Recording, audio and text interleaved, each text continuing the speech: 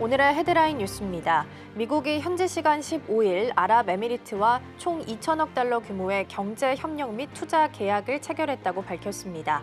백악관은 성명을 통해 트럼프 대통령과 UAE 간의 계약 체결을 밝히며 이번 계약들은 미국 내 투자를 크게 확대하고 UAE에서의 미국 접근성을 향상시킬 것이라고 평가했습니다. 미국과 이란 간의 핵 협상 타결이 임박했음을 시사하자 국제유가가 2% 이상 급락세를 보였습니다. 중동을 순방 중인 트럼프는 카타르 도하에서 우리는 장기적인 평화를 위해 이란과 매우 진지한 협상을 하고 있다. 그리고 우리가 그렇게 한다면 환상적일 것이라며 협상 타결에 근접하고 있음을 시사했습니다. 미국 최대 은행인 JP모건 체이스의 제이미 다이먼 CEO가 블룸버그 TV 인터뷰에서 미중 간 상호 관세 인하에도 미국이 경기 침체에 진입할 가능성을 배제할 수 없다고 발언했습니다. 다이먼 CEO는 미중 관세 전쟁이 격화된 이후 미국이 경기 침체에 진입할 가능성이 높다고 줄곧 경고해온 바 있습니다. 미국 최대 암호화폐 거래소 코인베이스가 해커들의 공격으로 고객 데이터가 탈취됐다는 소식으로 주가가 7% 이상 급락했습니다. 해커들이 고객 데이터를 탈취하고 2천만 달러를 요구했다는 소식 때문입니다. 이들은 2천만 달러를 지불하지 않으면 고객 정보를 공개하겠다고 위협한 것으로 알려졌습니다. 시청자 여러분 안녕하세요. 여러분의 성공 투자를 응원합니다. 출발 증시와이드 1부 시작합니다. 진행의 이가은입니다. 어제 뉴욕 증시는 혼조세로 마무리 지었고요. 나스닥만이 쉬어가는 모습이었습니다. PPI 지표가 발표가 됐는데요. 전월 대비해서 0.5% 하락한 것으로 나왔습니다. 물가가 잡혀가고 있구나. 그렇다면 금리 인하할 수 있겠구나라는 기대감이 높아졌고요. 10년물 국채 금리도 4.5%에서 좀 내려오면서 4.4%에서 마무리 짓는 모습이었습니다.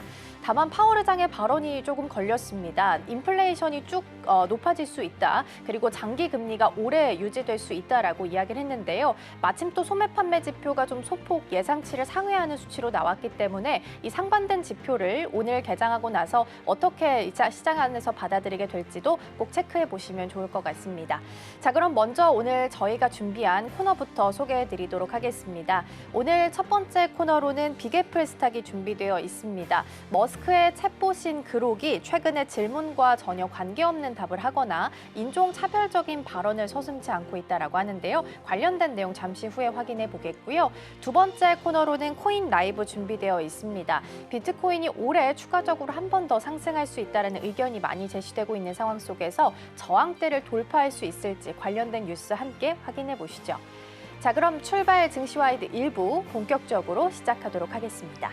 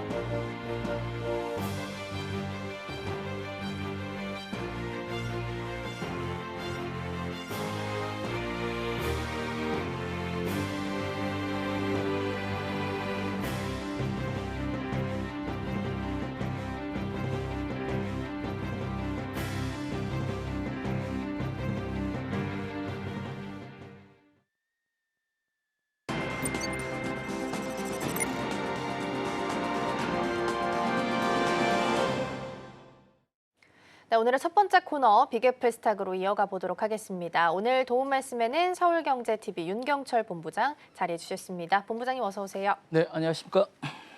네, 오늘도 6가지 경제 키워드 준비되어 있고요. 그중 오늘의 첫 번째 키워드 먼저 화면을 통해서 만나보겠습니다.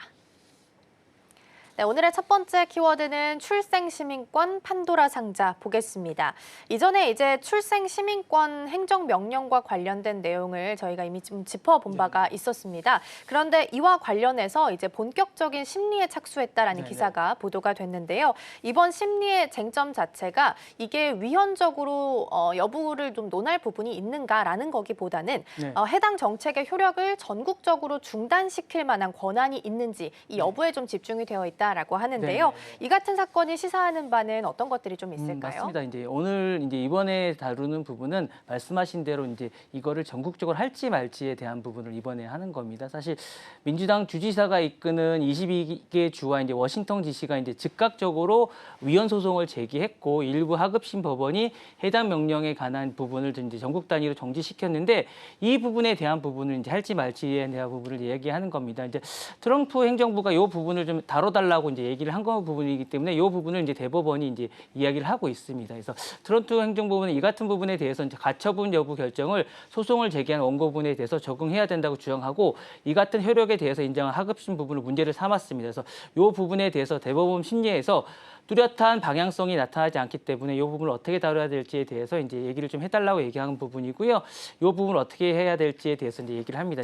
전체적인 부분을 다시 한번 더 약간 잘 모르시는 부분을 이제 제가 이제 좀 약간 정리를 해드리자면 이렇게 된 겁니다. 사실 이제 요 연방 대법원에 대해서 이제 얘기를 하자면 이런 겁니다. 이제 트럼프 대통령이 올 1월에 불법 체류자나 영주권 미소지자를 가진 어떤 부모에서 태어난 아이들에 대해서 미국 시민권을 이제 부여하지 않도록 이제 행정명령을 서명했습니다. 그러자 이에 대해서 민주당 소속의 주지사나 요 주지사가 이끄는 22개 주와 이제 워싱턴 DC가 즉각 위헌 소송을 제기했고 일부 하급심에 이끄는 이제 명령에 해당 요 부분에 대해서 전국 단위로 이제 어쨌든 정지를 시켰습니다. 그래서 트럼프 행정부가 아니 뭐 자기네 주에 대해서는 어쨌든 뭐 이걸 이제 위헌 소송을 해서 이제 정지를 시키는 건 좋은데 이걸 전국 단위로 하는 건 좀 문제가 있지 않느냐라고 해서 이 부분을 대법원에서 좀 해석을 좀 해달라라고 이제 이야기를 한 겁니다. 그래서 이제 이 부분을 대법원에서 이제 다루게 되는 건데 대법원 심리에서도 약간 의견이 좀 엇갈립니다. 이거를 이제 전국 단위로 하는 것이 맞느냐 아니면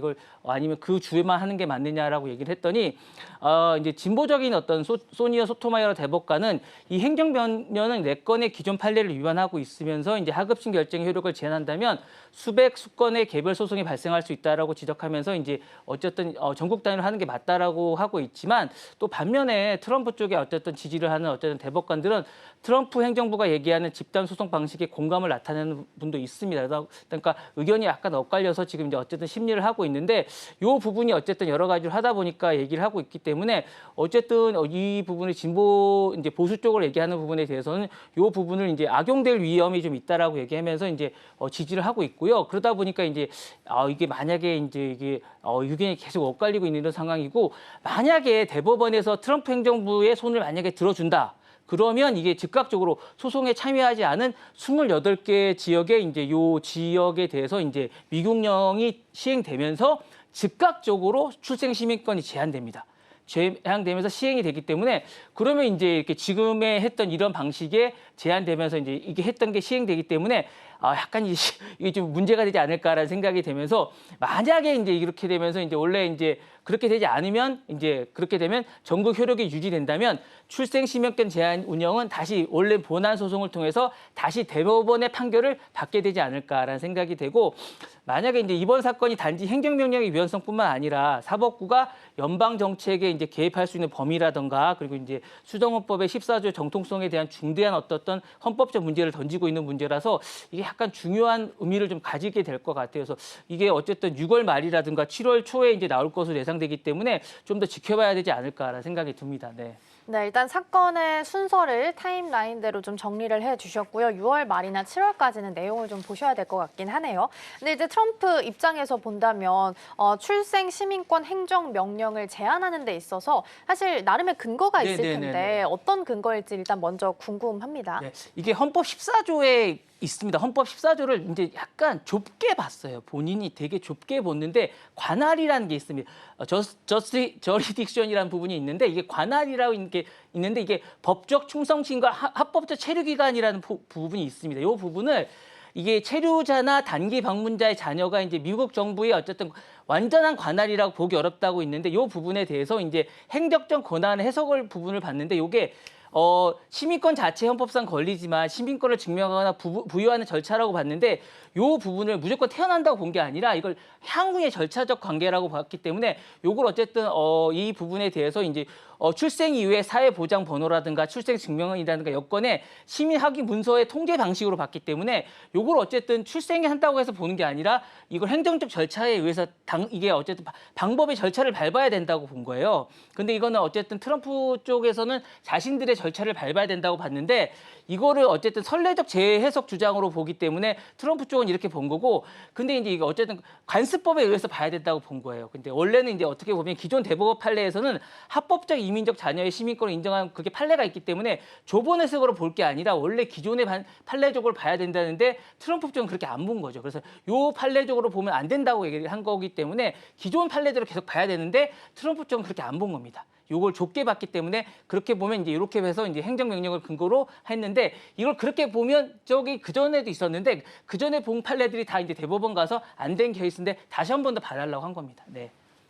네, 그 근거로 봤을 때는 헌법 14조에 대해서 내용의 폭을 굉장히 좁게 보면서 이야기를 한 것 같다라는 말씀을 좀 주셨습니다. 앞서서 말씀 주신 것처럼 이제 6월 말에서 7월 달까지 결과 나오기 전까지는 계속해서 저희도 뉴스 팔로업 체크해드리도록 하겠습니다. 첫 번째 키워드 마무리하고 이번에는 두 번째로 넘어가 보겠습니다.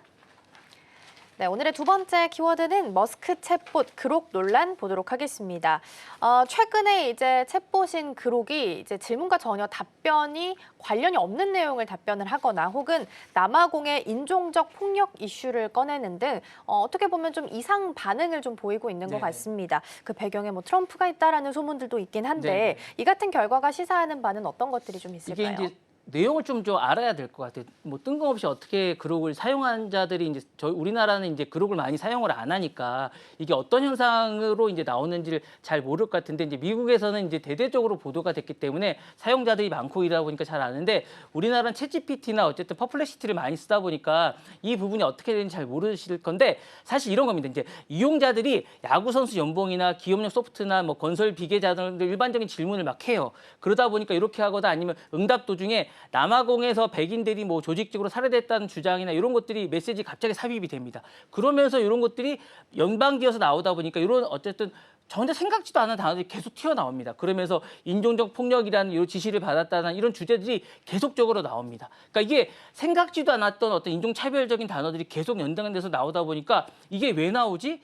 이게 자기가 삽입하지 않았던 연결되었던 단어 주제가 계속적으로 나오다 보니까 이게 심각하다고 생각되는 거고, 이런 것들이 이제 인정을 처음엔 했습니다. 그래서 이런 반응들이 왜 나오냐면, 최근 들어서 아마 트럼프 대통령이 남아공 주재 출신의 백인이 54명의 난민지를 부여하다고 나온 이 단어가 나온 이후에 이런 단어가 계속 나왔다고 생각하니까 이런 단어는 나오고 나서 이게 나고 생각을 하게 되는 겁니다. 그래서 이런 단어가 나오고 나서 그룹도 이 주제가 인지하고 났다고 생각을 하게 되는 거고요. 이 주제를 언급한 이후에 분명한 오류였다고 스스로 발언을 정정했습니다. 그래서 이렇게 했는데 이 이후에 해명 역시 뒤늦게 삭제가 됐고, 그다음에 XAI라든가 X 플랫폼에서도 이 머스크 본인도 공식 입장을 내놓은 상태였는데, 그 CNN이라든가 주요 언론들이 그룹 XAI에 대해서 이제 외부에 조작될 가능성에 대해서 이제 주목하고 있는데, 문제는 이런 보도가 나온 이후에 이 내용이 삭제됐다는 점입니다. 그래서 이 부분이 이제 문제가 되고 있고요.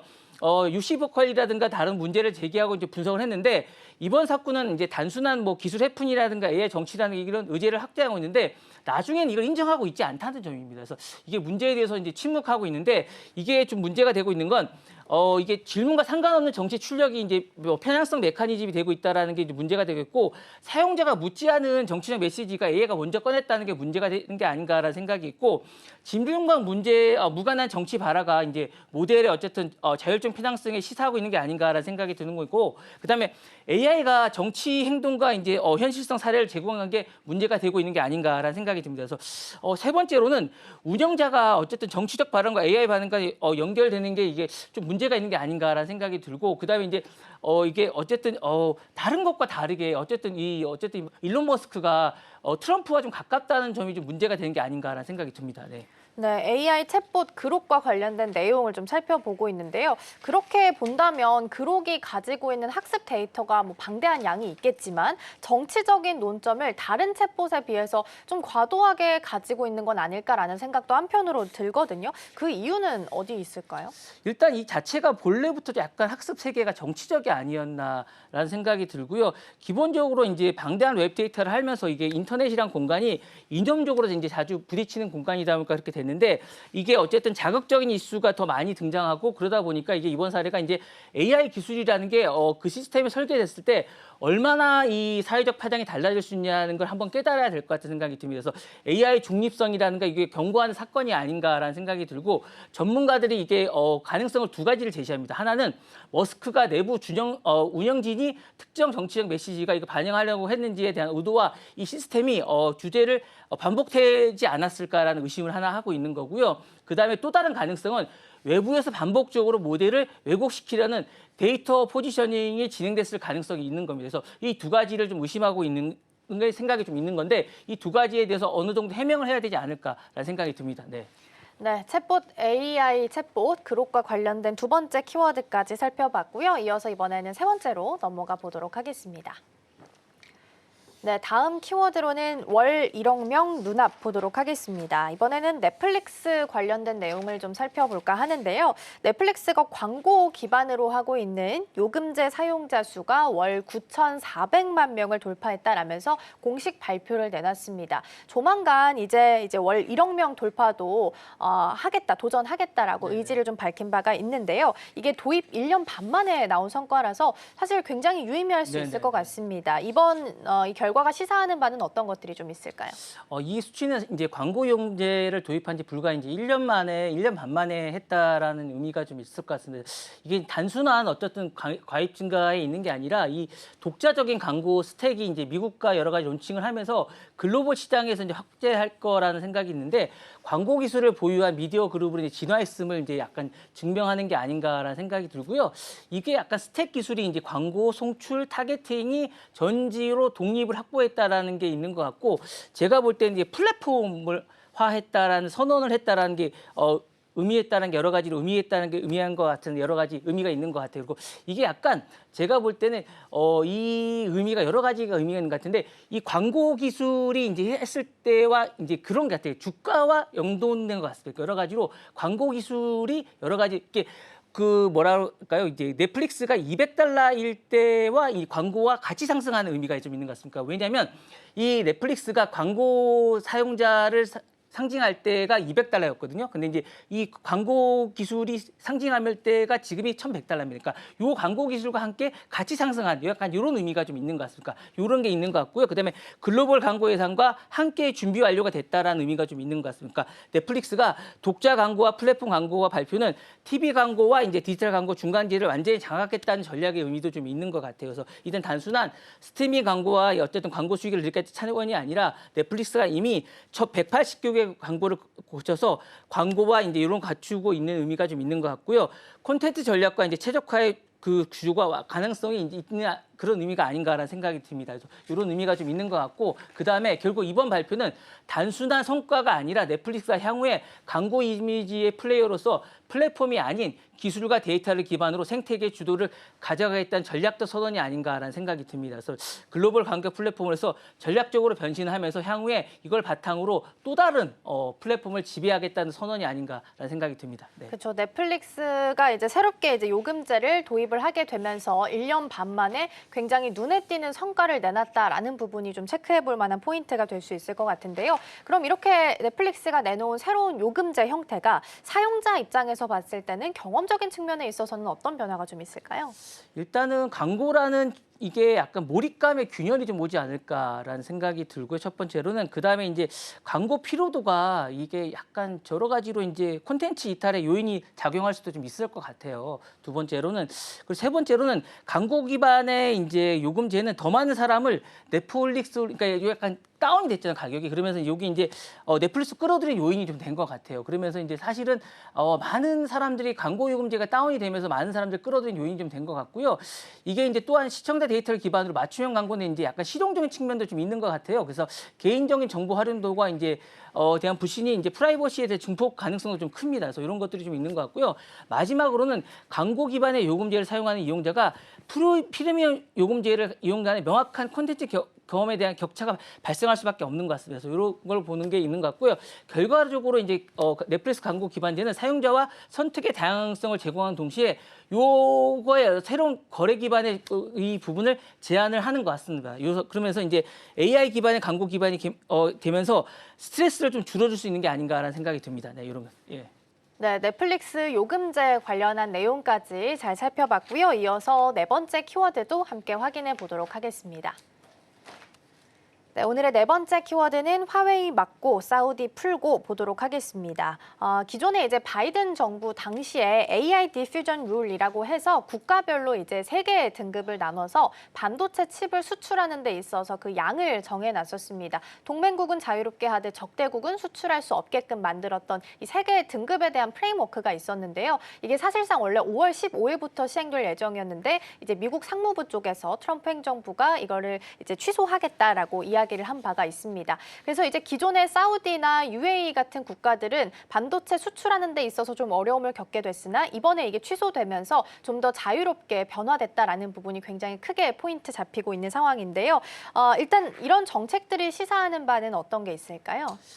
통제 중심축이 이제 그 지역에서 기술로 옮겨갔다는 의미가 좀 있는 것 같아요. 그래서 이제 미국이 자국 기업의 글로벌 경쟁을 살리되 지정학적으로 적대국을 겨냥한 점이 이제 정밀 체제로 바뀌었다는 생각이 좀 있는 것 같아요. 그래서 중국만 이제 한 명만 때리겠다라는 생각이 좀 있는 것 같은 생각이 좀 듭니다. 특히 기업으로 따지면 화웨이만 이제 공략하겠다라는 생각을 굳힌 것 같아요. 그래서 이제 실리 위주로 가지 않을까, 뭐 적대국 이런 것도 좀 있겠지만 완전히 실리 위주로 돌아섰다라는 것 같습니다. 그래서 AI 반도체 수출을 통제를 완전히 폐지하되 미국은 이제 기술 중심 체제로 간다라는 선언을 한 것 같습니다. 그래서 뭐 말씀하신 대로 완전히 이제 미국은 미국 상무부가 AI 디퓨전 룰을 완전히 폐지한 게 아닌가라는 생각을 하고요. 이건 이제 바이든 정부 때 도입했던 규칙이죠. 이제 AI 반도체를 해외 확산 방지하기 위한 이 상한 체제를 완전히 바꿨다라고 보시면 될 것 같고요.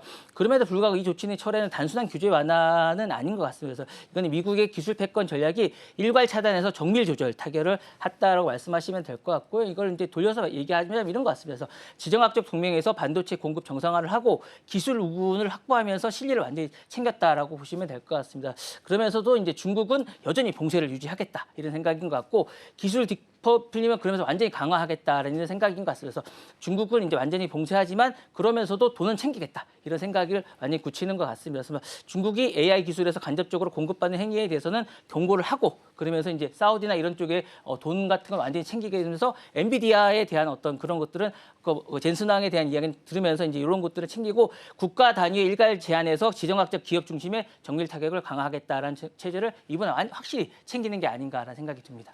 네, 기존에 있었던 AI 디퓨전 룰을 일단 폐기를 하기로 이야기를 하게 되면서 화웨이는 좀 중국 쪽은 맞고 반면에 이제 사우디 쪽은 좀 더 규제를 풀어주는 모습으로 변화가 될 것으로 예상이 좀 되고 있습니다.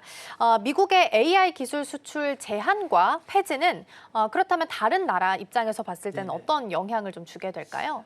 AI 반도체가 이제 무역이 아니다, 외교다라는 게 이제 캐치플레이가 아닐까라는 생각이 들어요. 그래서 이제 미국 상무부가 이제 AI 기술 수출 계약체를 폐지하면서 사우디아라비아라든가 UAE라든가 싱가포르, 이스라엘이 사실 주요 파트너가 이제 된 것 같습니다. 그러면서 접근할 수 있게 됐고 반면에 이제 중국에 대한 수출 제한은 더욱 강한 채 유지가 되면서 이 정책 변화는 사실 단순한 조정이 아니라 이는 이제 미국의 어쨌든 외교 전략의 중심이 기술 공급망에 옮겨가는 매우 상징적인 메시지가 아닐까라는 생각이 들면서 기술 공유는 외교 신뢰라는 새로운 외교 공식이 등장한 게 아닌가라는 생각이 들고요.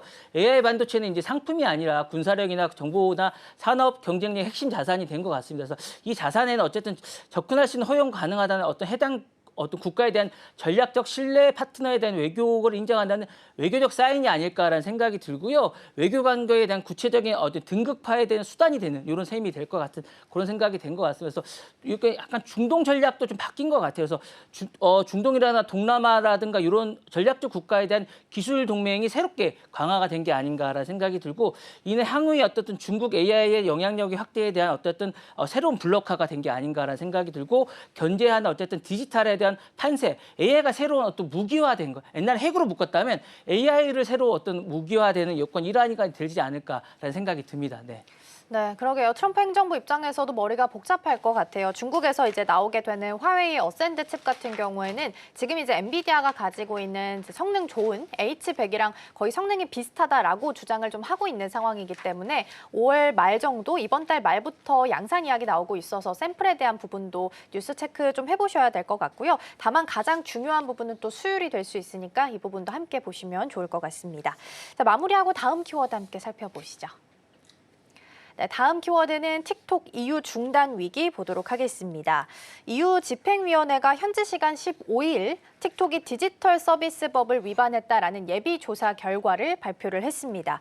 이유로 본다면 광고 투명성 의무를 지키지 않았다라는 부분인데요. 이에 대해서 이제 틱톡도 다시 이제 반론을 제기할 수 있는 입장이고요. 만약에 집행위는 이를 바탕으로 해서 최종적인 제재 수위를 결정할 것으로 알려져 있습니다. 일단 이런 전반적인 사건이 의미하는 건 어떤 것들이 좀 있을까요? 네, 맞습니다. 이제 틱톡이 광고 본소를 설치 운영하지 않은 점에서 사실 심각합니다. 사실 이게 생각보다 심각하고요. 이번 사건이 중요한 거는 DSA죠. 디지털 서비스법을 이제 유럽연합이 이제 기술 통제하기 위해 만든 가장 포괄적이고 강력한 법입니다. 생각보다 심각하다는 걸 생각하셔야 되고 플랫폼의 사회적 책임을 다하지 않았다라는 점에서 어쨌든 6% 정도면 엄청난 게 많은 것들을 하고 사실 이걸 서비스 못할 위험도 있다라는 거에 대해서 심각하게 받아들여야 될 것 같고 사실은 이제 이게 디지털법이라는 게 사실 되게 위험하고 이제 금전적으로 많은 걸 물어야 된다는 게 사실상 이제 위험한 거고 이게 이행 강제금을 부과할 수 있다는 게 어쨌든 위험한 거고요. 사실은 더 위험한 건 뭐냐면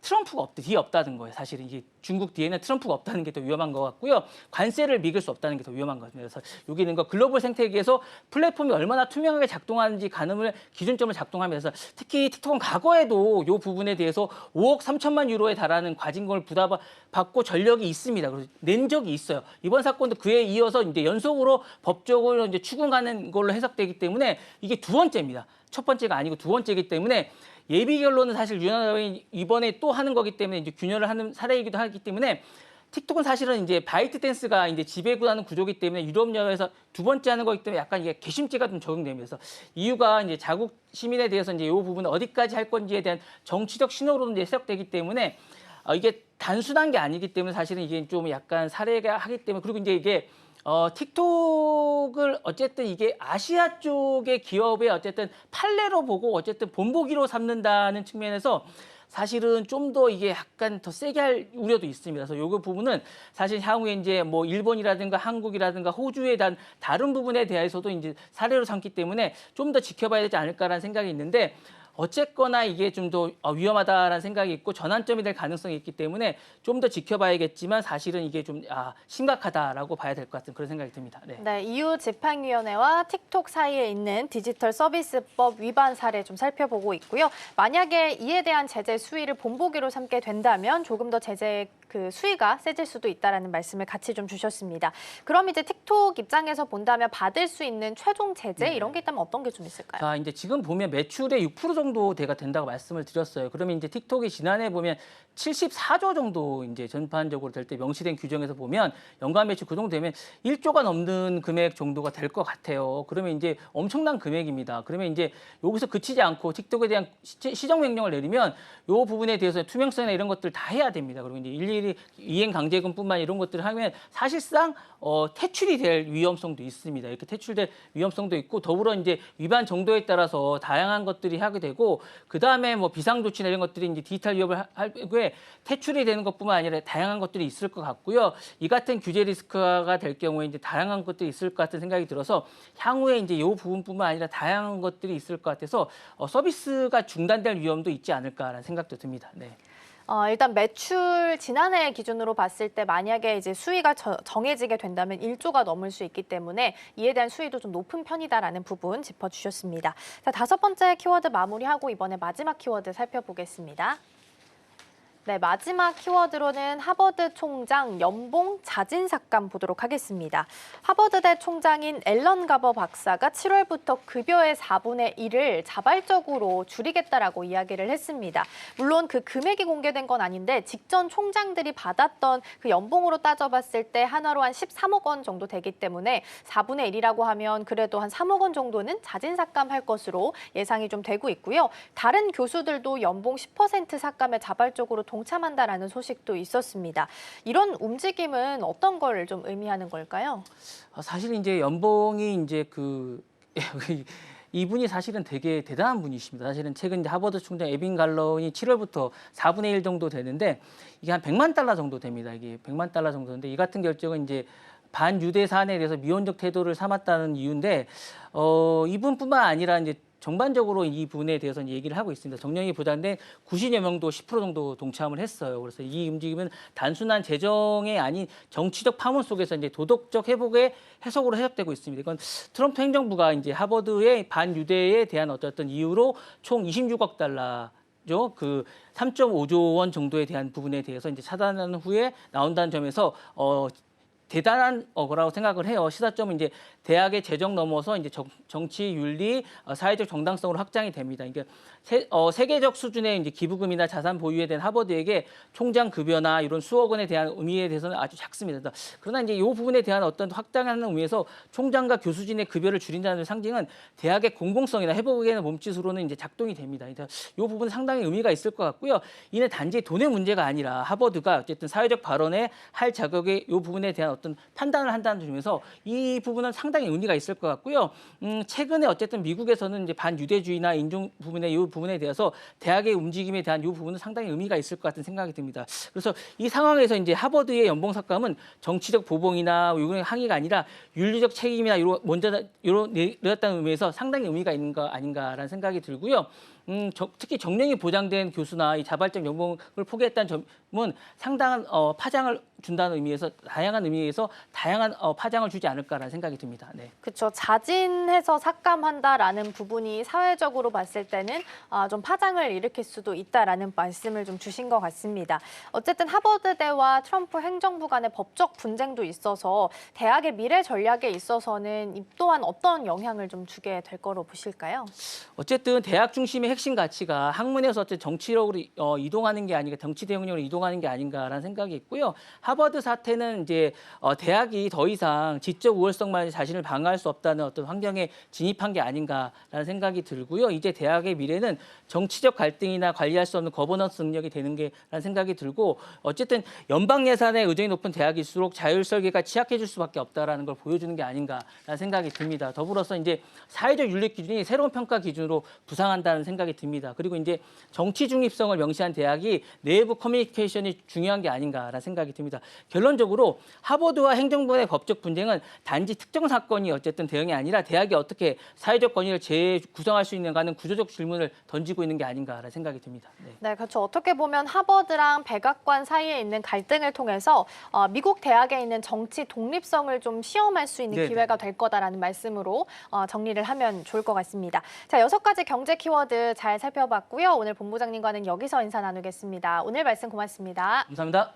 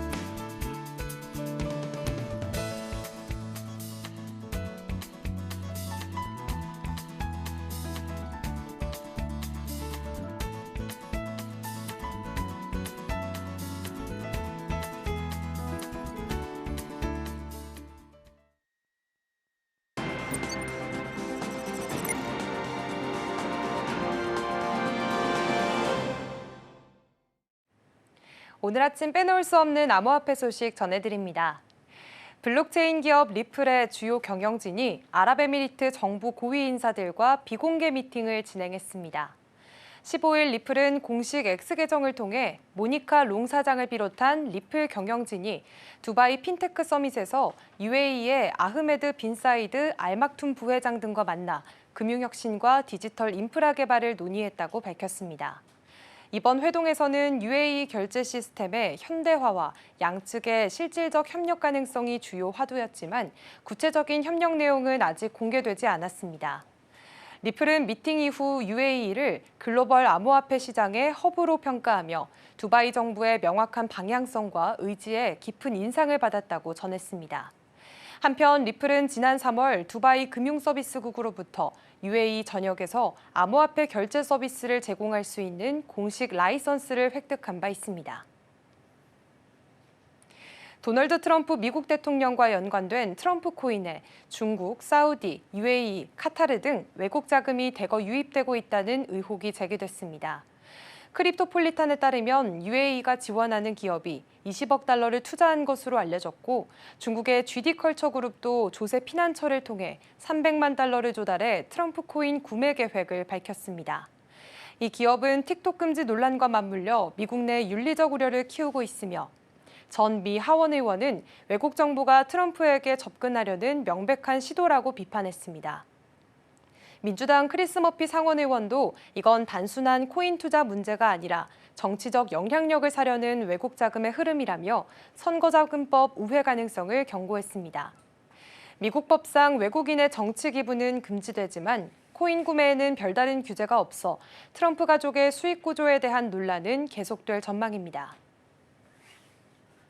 카르다노 창립자 찰스 호스킨슨이 5월 14일 미국 컨센서스 2025 행사에서 대규모 기술 업그레이드 미드나잇과 함께 1억 달러 규모의 글래시어 에어드롭 계획을 발표했습니다. 이번 에어드롭은 벤처 캐피털을 배제하고 이더리움, 비트코인, 솔라나를 포함한 8개 블록체인 3,700만 개 지갑을 대상으로 진행됩니다. 카르다노는 이를 통해 크로스체인 확장성과 탈중앙화를 강화하고 스마트 컨트랙트 생태계를 본격 확대할 계획입니다. 기술적 지표도 긍정적인데요. 크립토 캐피탈 벤처는 에이다에 대해 강세장 직전과 동일한 42점을 기록했다고 밝혔고요. 전문가들은 이를 토대로 2달러 돌파 가능성에 주목하고 있습니다. 현재 에이다는 과거 최고가에서 크게 조정된 후 230% 넘게 반등한 상태입니다.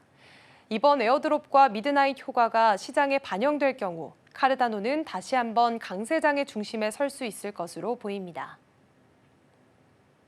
넥슨의 대표 게임 메이플 스토리를 기반으로 한 블록체인 게임 메이플 스토리 N이 출시됩니다. 함께 도입되는 가상자산 NXPC는 게임 생태계의 핵심 통화로 아이템 거래부터 콘텐츠 이용, 보상까지 다양한 기능에 사용될 예정입니다. 15일 세계 최대 가상자산 거래소 바이낸스는 한국 시간 오후 4시 30분부터 NXPC 거래를 시작한다고 발표했습니다. 테더, USD 코인, BNB, FDUSD, 터키 리라 마켓에 동시에 상장되는데요. 국내에서는 업비트, 빗썸, 코인원이 상장을 예고했으며 NXPC는 넥슨의 블록체인 자회사 넥스페이스가 발행했습니다. 반면 코빗은 특수관계인 자산이라는 이유로 상장에서 제외됐습니다. 총 발행량 10억 개 중 80%가 커뮤니티 보상 몫으로 할당돼 위믹스와는 정반대의 토큰 분배 구조를 택한 것도 특징입니다. 업계는 넥슨이 대형 IP를 활용해 블록체인 생태계를 구축한 첫 사례로 주목하고 있으며 1억 달러 자체 투자라는 점에서도 파급력이 클 것으로 기대하고 있습니다. 앞으로 외국인 관광객은 테더나 USD 코인 같은 스테이블 코인으로 한국 대중교통 요금을 결제할 수 있게 됩니다. 크립토닷컴은 15일 국내 부가가치 통신망 사업자 KS넷과 제휴를 맺고 외국인이 크립토닷컴 카드를 통해 대중교통을 이용할 수 있는 서비스를 도입한다고 밝혔습니다. 이 서비스는 올해 4분기 제주도에서 시범 운영되며 향후 전국으로 확대될 예정입니다. 단 결제는 외국인 한정으로 제공되는데요. 크립토닷컴 카드는 비자 가맹점에서 사용 가능한 선불카드로 스테이블 코인을 충전해 실물이나 가상카드 형태로 결제할 수 있습니다. 별도의 환전 과정 없이 앱에서 자동 충전 설정만 해두면 거래소 계정의 가상자산이 자동으로 전환돼 사용됩니다. 또한 크립토닷컴 페이 서비스도 함께 제공되며 QR코드 스캔만으로 결제가 가능하고 원화 또는 달러 중 선택해 정산받을 수 있어 수수료 부담이 낮은 간편한 결제 방식으로 주목받고 있습니다. 프랑스 파리 도심 한복판에서 암호화폐 기업가의 가족을 노린 납치 미수 사건이 발생했습니다. 현지 시간 13일 파리 11구에서 복면을 쓴 4명의 괴한이 임신 5개월 차 여성과 아이 그리고 남편을 차량에 태우려 했지만 피해 여성의 격렬한 저항과 시민들의 도움으로 범행은 실패했습니다. 범인들이 사용한 권총은 모형이었으며 현재까지 잡히지 않은 상황입니다. 피해 여성은 프랑스 암호화폐 거래소 페이미엄의 CEO 딸로 확인됐으며 해당 기업은 성명을 통해 암호화폐 업계 종사자 보호를 강화해달라고 요청했습니다. 실제로 최근 프랑스에서는 암호화폐 기업인을 노린 납치 사건이 잇따르고 있습니다. 지난 1월엔 레저 CEO가 납치돼 손가락이 절단됐고 이달 초에는 백만장자 기업가의 아버지가 몸값을 요구하는 범죄의 대상이 되기도 했습니다. 이에 따라 프랑스 내무부는 암호화폐 기업과의 대책 회의를 예고하며 해외에 있는 범인도 반드시 추적하겠다고 강조했습니다. 리플과 증권거래위원회 간의 법적 분쟁에서 리플 측이 제기한 예비 판결 요청이 기각됐습니다. 현지 시간 16일 크립토타임스에 따르면 아날리사 토레스 연방판사는 리플과 SEC가 공동 제출한 연방 민사소송 절차법 62.1조에 따른 요청을 공식 기각했습니다. 이 요청은 미등록 증권 판매 금지 명령 해제와 부과된 벌금 1억 2,500만 달러를 5천만 달러로 감축해달라는 내용을 담고 있었는데요. 토레스 판사는 해당 요청이 절차적으로 부적절하다고 판단했고 공공이익에 부합하고 공정해야 한다는 점을 강조했습니다. 이번 판결의 여파로 리플의 암호화폐 XRP는 하루 만에 4.5% 하락하며 2.45달러를 기록했고 단기적인 3달러 돌파 가능성도 낮아졌습니다. 향후 리플과 SEC 간 최종 합의 가능성이 다시 주목받고 있습니다. 비트코인 가격이 12만 달러까지 상승할 가능성이 다시 주목받고 있습니다. 14일 기준 비트코인은 10만 3천 달러 선에서 등락을 반복하며 관망세를 이어가고 있는데요. 트레이더들은 현재의 조정이 상승세 재개의 신호일 수 있다고 보고 있습니다. 인기 트레이더 바이잔틴 트레이더는 비트코인이 당분간 횡보하겠지만 이는 알트코인은 긍정적이라고 밝혔고 또 다른 트레이더 로마는 10만 8천 달러 저항선을 넘으면 12만 달러까지의 추가 상승 여력이 있다고 전망했습니다. 한편 미국 소비자 물가지수가 예상보다 낮게 나오며 인플레이션 우려는 완화됐지만 연준은 여전히 금리 인하에 신중한 입장을 보이고 있어 시장의 방향성을 결정짓긴 부족한 상황입니다. 이더리움 가격이 올해 안에 5,000달러를 돌파할 수 있다는 전망이 나왔습니다. 블록체인 전문 매체 코인텔레그래프는 14일 이더리움의 상승세가 이어지기 위해선 미국 증권거래위원회의 현물 ETF 승인과 스테이킹 허용이 핵심이라고 전했습니다. 이더리움은 최근 일주일 사이 17% 넘게 급등했지만 여전히 2021년 기록한 최고가에는 못 미치고 있는 상황입니다.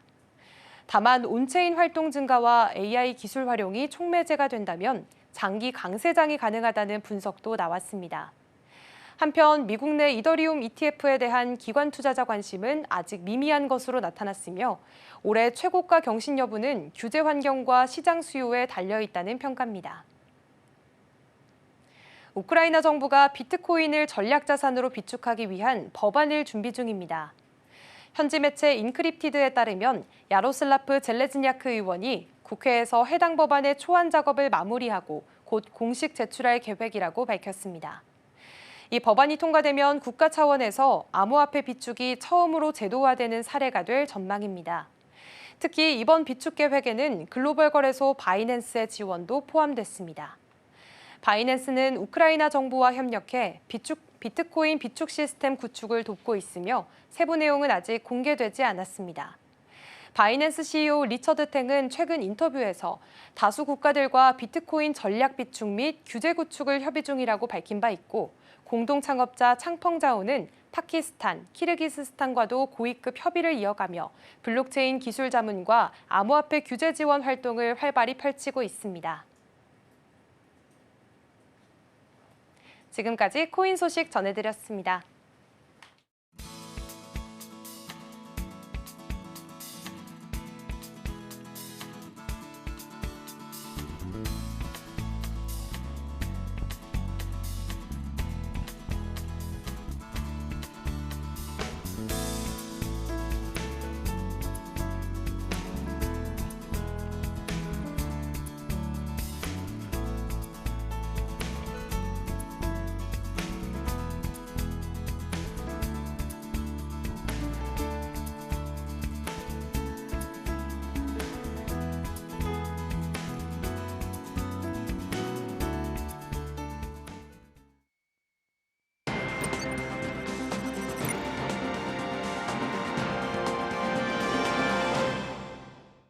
전일장 이슈와 오늘장 분위기 짚어보겠습니다. 스탁포인트 시간입니다. SCTV 이민 전문가와 함께합니다. 어서 오세요. 네, 안녕하세요. 네, 일단 간밤 뉴욕 증시부터 체크를 해보겠습니다. 일단 뉴욕 증시는 3대 지수 모두 혼조세 보였습니다. 이번 주 초에 좀 상승 랠리를 이어갔는데요. 그래도 어제는 좀 숨고르게 하는 모습이 이어졌습니다. 엔비디아, AMD, 반도체 종목들도 좀 쉬어가는 흐름이 나타났습니다. 우리 시장에서 오늘 어떻게 반응해 줄지 함께 체크를 해보겠습니다. 어제 우리 시장도 살펴보자면 후반으로 갈수록 좀 힘이 빠졌습니다. 그럼에도 불구하고 그래도 외국인들이 떠나가지 않았다는 점이 좀 긍정적인 신호로 해석을 해봐도 될 것 같은데요. 코스피 시장에서는 외국인들의 매수가 이어졌습니다. 그럼 전문가님과 함께 이야기 나눠보겠습니다. 지금 우리 시장이 어제는 좀 지지부진한 흐름이 이어졌고 막판으로 갈수록 더 힘이 빠지는 모습이었습니다. 그럼에도 외국인들이 있었다는 거는 좀 긍정적으로 봐도 괜찮은 건가요? 포인트를 잘 짚으신 것 같아요. 외국인들이 매도를 하면서 시장이 좀 떨어지면 네. 솔직히 시장 자체의 힘이 많이 풀리면서 밑으로 좀 떨어질 가능성이 있는데 요새 한 연속 거래 한 7거래일 정도 외국인이 순매수세가 들어오다 보니까 네. 시장 자체가 상당히 좀 그래도 좀 좋아 보인다. 떨어지더라도 아, 건강한 조정이구나라고 생각을 해주시는 게 좋을 것 같습니다. 뭐 계속 강조를 많이 드리는 부분입니다만 지수 부분이나 종목이나 마찬가지입니다. 매일같이 오르는 지수는 없고요. 매일같이 떨어지는 종목은 없습니다. 그렇기 때문에 어저께처럼 하루 정도는 쉬어가는 거는 어떻게 보면은 미국 시장 대비해서 뭐 조정의 하루를 볼 수 있다라고 보시면 될 것 같고요. 그렇다고 뭐 지금 뭐 연속적인 추가적인 상승이 나와서 코스피 기준의 전고점 상태를 좀 넘어가서 추가 상승 여력이 나올 것인가라는 거는 그것도 또한 한번 고민을 해봐야 될 것 같습니다. 일단은 늘 말씀드렸다시피 코스피 지수가 움직이려면은 삼성전자의 움직임이 좀 보여줘야 되는데요. 아직까지는 그런 움직임이 좀 포착되고 있지는 않다라고 정리를 해드리고 싶고 다만 이제 어저께는 기관들의 매도세가 좀 많이 나오면서 어떻게 보면 기관들의 차익 실현 매물이 좀 나왔다라고 보여지고요. 더군다나 시장이 조금은 쉬어가다 보니까 주도 섹터라는 건 좀 나와주진 않았습니다. 기존에 잘 갔었던 뭐 조선방사는 계속해서 쉬어주는 흐름이고요. 거기다가 화장품이라든지 뭐 이쪽 부분 그 미용 의료기기, 이미용기기 같은 경우도 결국엔 좀 쉬어줬고 거기다가 이제 반도체 부분이 바닥에서부터 많이 좀 올라오긴 했었는데 어저께는 삼성전자보다는 하이닉스가 조금 더 떨어졌던 이유는 결국에는 하이닉스의 그 현금성 자산이라고 하죠. 돈은 많이 버는데 결국엔 지금 현금성, 순 영업 소득 부분에 대해서 좀 약한 부분이 있지 않을까라는 얘기가 나오면서 하이닉스가 장중에 조금 더 빠지는 흐름이 나와 있는데요. 저는 좀 단기적인 영향이라고 보여집니다. 그렇기 때문에 크게 걱정할 만한 이유는 아니다. 결국엔 우리나라 시장을 이끌어 가려면 반도체 투탑이 계속해서 강하게 상승을 해줘야 된다라는 생각이 들고요. 끝으로 일단은 계속 체크를 해드리고 있죠. 원달러 환율을 좀 마지막으로 말씀을 드리자면 원달러 환율이 지금 야간에서도 역시 1,400원을 넘지를 못하고 있습니다. 어떻게 보면 우리한테는 좀 좋은 소식이죠. 현재 1,400원을 깨고 한번 내려온 이 환율의 움직임을 보다 보니까 결국에는 1,400원을 뚫고 다시 올라가지는 못하고 있어요. 저는 이런 상황이 굉장히 좋다라고 보여지고요. 지금 현재 제주도에서 에이펙 회의 정상회담이 열리면서 한미 간의 무역협상 그 2+2라고 하는 그 무역협상이 추가적으로 열리면서 미국에서는 우리나라에 대한 원화 절상 요구를 할 거다라는 얘기가 나오고 있는데 현재 시장은 저는 이렇게 생각해요. 요즘에 원달러 환율이 1,500원 이상 뭐 올라간다 얘기했을 때부터 지금 한 거의 80원 정도 떨어진 상태인데 원달러 환율이 이런 식으로 떨어지다 보니까 현재 시장에서 얘기하고 있는 건 뭐냐?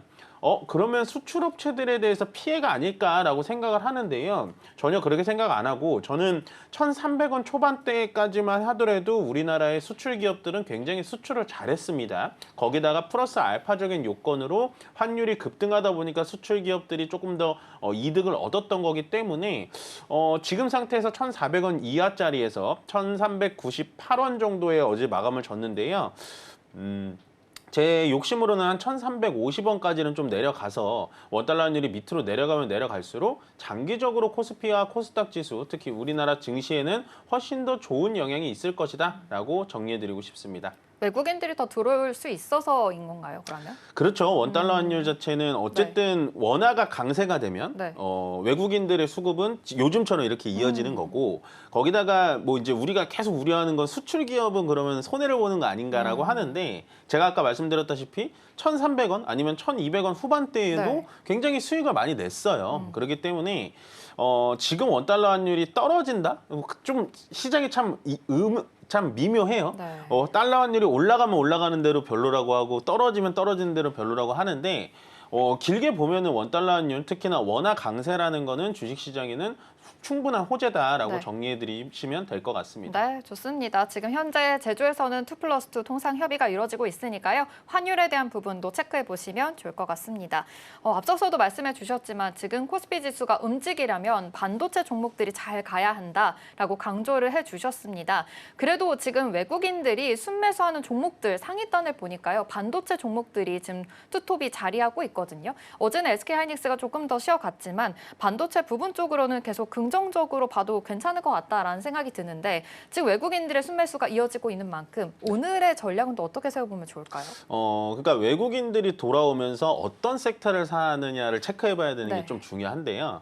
보통 전통적으로 우리가 보면, 그러니까 과거론적으로 보면 외국인들이 들어오면 가장 먼저 사는 게 반도체, 네. 그다음에 자동차, 금융주입니다. 그래서 반도체, 자동차, 금융주 쪽으로 외국인들이 많이 들어오거든요. 근데 지금 현실상 자동차에는 외국인들이 많이 못 들어오고 있어요. 왜냐? 결국에는 지금 노이즈가 있는 거죠. 관세 협상, 그 관세 리스크에 대한 리스크가 있기 때문에 자동차 부분은 지금 계속해서 보수적으로 보셔라라고 말씀드리는 게 바로 이런 부분이고요. 그럼 내가 외국인이라고 생각하면은 자금이 있고 원화가 강세가 들어오기 시작하면 달러가 약세니까 한국 시장에 좀 들어오고 싶은데 뭐부터 사야 될까? 라고 한다면 당연히 삼성전자와 하이닉스부터 볼 수밖에 없는 겁니다. 반대 입장으로 생각을 해보면요.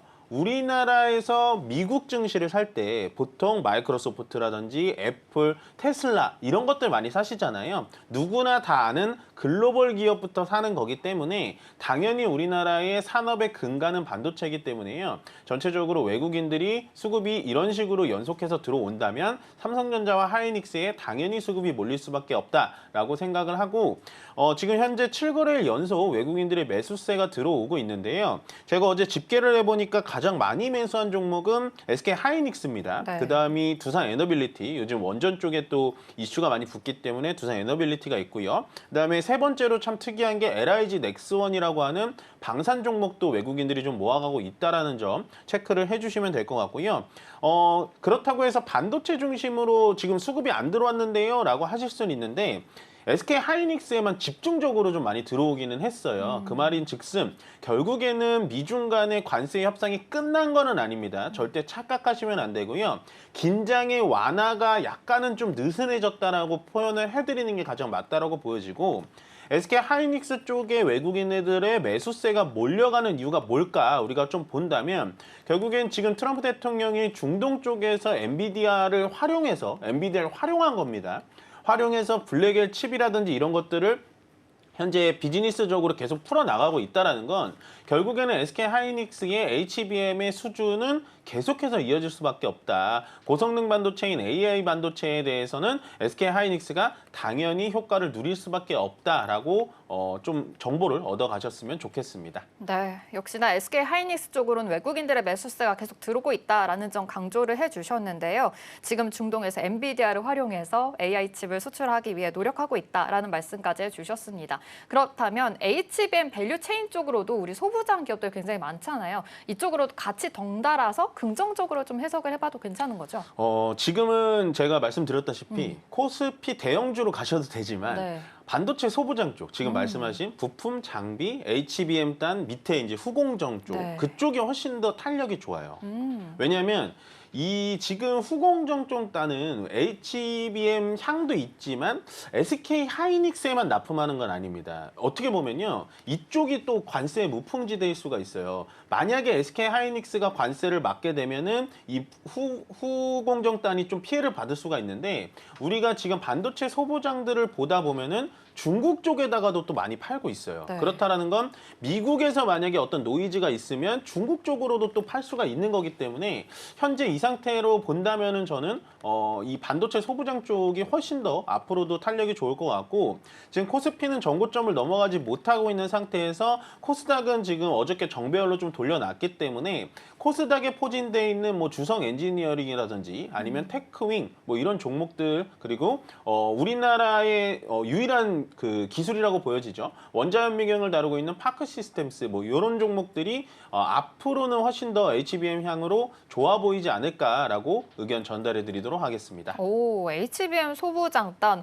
미국의 관세로부터 오히려 무풍지대가 될 수 있다라는 말씀까지 해주셨으니까 지금 말씀해주신 종목들 참고해보시면 좋을 것 같습니다. 어제 정말 눈에 띄었던 종목이 있습니다. 바로 삼양식품, 드디어 황제주로 등극이 됐습니다. 애프터마켓에서 황제주가 됐고, 오늘 프리 시장에서도 지금 13% 강한 흐름 보이면서 황제주에 이어서 더 큰 또 상승폭을 기록하고 있습니다. 이쪽은 이제 우리가 쳐다볼 수 없는 구역이 된 것 같은데 어떻게 보고 계실까요? 그 말이 맞는 것 같아요. 그러니까 삼양식품이 황제주가 될 거는 같았다라고 네. 말씀을 드렸는데, 일단 종가 기준에서는 아직 100만 원이 넘어가진 않았어요. 근데 방금 얘기하신 것처럼 현재 프리마켓에서 거의 뭐 112만 원까지 올라가고 있고, 어저께 실적이 나온 걸 보니까 계속해서 상승을 해주고 있다라는 건 삼양식품 같은 종목들이 이제는 식품주에선 대장주격이다라고 생각을 해주시면 될 것 같습니다. 우리가 방금 앵커님께서 얘기하셨다시피 삼양식품이 100만 원 넘어간다고 해서 우리가 이거를 섣불르게 살 수 있는 개인 투자자님들은 안 계실 거예요. 내가 뭐 몇십억을 이렇게 자금을 굴려가지고 한다면 삼양식품의 추가 상승을 좀 노려봐도 되겠지만, 내가 뭐 1억대 안쪽, 뭐 3천만 원, 2천만 원 정도의 주식시장에서 들어오게 된다면 삼양식품 20주, 뭐 15주 뭐 이렇게 사가지고 운영한다라는 건 우리 개인 투자자들의 심리와도 또 맞지가 않습니다. 그렇기 때문에 삼양식품의 힌트를 얻어서 제2의 삼양식품이 어떤 것이 될 것인가 라는 게 여러분들에게 가장 힌트가 될 것 같고요. 삼양식품이 지금 농심을 꺾고 시가총액을 달성을 하면서 결국에는 황제주까지 달성을 할 때 어떤 이유 때문에 삼양식품이 올라갔느냐를 좀 살펴본다면 결국에는 수출입니다. 그러니까 내수 시장도 꽉 잡고 있으면서 수출액이 폭발적으로 늘어나는 기업들을 좀 찾으셔야 되는데요. 삼양식품 전에 우리가 본다면은 게임의 대장주라고 불렸던 NC소프트가 몰락을 하고 크래프톤이 게임주의 대장주가 된 것도 역시나 수출액, 그다음에 그 배틀그라운드라는 IP 하나로 수출액을 엄청나게 키워놨던 거고요. 삼양식품의 불닭볶음면처럼 그런 식으로 보시면 되고, 거기다가 엔터주로 또 넘어온다면은 원래 엔터주의 최강자였던 SM이라는 기업이 있습니다. 뭐 예전으로 본다면 뭐 소녀시대라든지 뭐 더 예전으로 가면 뭐 H.O.T 뭐 이런 거를 만들었던, 이런 아이돌을 육성했었던 SM을 현재 꺾고 우리가 엔터주로 본다면 하이브가 역시 대장주죠. 그것도 마찬가지로 방탄소년단이라는 BTS라는 아이돌을 육성시켜서 세계적인 스타를 만들어 놓으니까 결국엔 좀 다시 대장주격을 움직여주고 있지 않나라는 생각을 합니다. 결국엔 지금 제가 말씀드린 삼양식품, 크래프톤, 하이브 같은 종목들은요, 각자의 특색이 있는 IP, 그러니까 각자의 특색이 있는 똘똘한 자기의 상품을 이용을 해가지고 수출액에 굉장히 기여를 많이 했다라는 힌트를 받아보시면 되는데, 저는 그러면은 다음 이렇게 대장주가 될 건 뭘까라고 네. 좀 생각을 많이 해보는데요. 지금 화장품 쪽으로 좀 돌아보면 예전에 LG생활건강 같은 경우는 정말로 화장품계에서는 거의 탑이었거든요. 이 종목이 지금은 30만 원대로 많이 내려왔지만 예전에는 200만 원을 넘을 정도로 호가를 했던 기업이었어요. 근데 아마도 지금 화장품 쪽에서도 LG생활건강을 뒤를 이을 1등주가 뭐가 될 것인가 라고 본다면 결국에는 APR 같은 종목들이 좀 올라가지 않을까라는 생각을 합니다. 제가 APR이 만들고 있는 뭐 부스터 프로라든지 피부 미용 의료기기라든지 아니면은 메디케어라고 하는 뭐 이렇게 피부에 영향을 주는 그런 제품들이 아마존에서도 항상 베스트셀러로 좀 올라가 있기 때문에 앞으로 좀 본다면 화장품계에서도 항상 뭐 대장주 역할을 했던 LG생활건강을 대신해서 APR 같은 종목들이 하나의 IP로 좀 성장할 수 있지 않을까라는 힌트 얻어가셨으면 좋겠습니다. 네, 이렇게 뭐 삼양식품이 잘 간 건 역시나 수출이 키포인트다라고도 말씀해 주셨는데 지금 엔터주도 말씀은 해주셨지만 화장품 쪽으로도 굉장히 또 긍정적인 해석을 해주셨습니다. LG 생활건강도 좋지만 APL 쪽으로도 더 큰 상승폭이 이뤄낼 수 있다라는 말씀까지 해주셨으니까요. 이 점도 참고해 보시면 좋을 것 같습니다. 우리 시장 출발해 보도록 하겠습니다.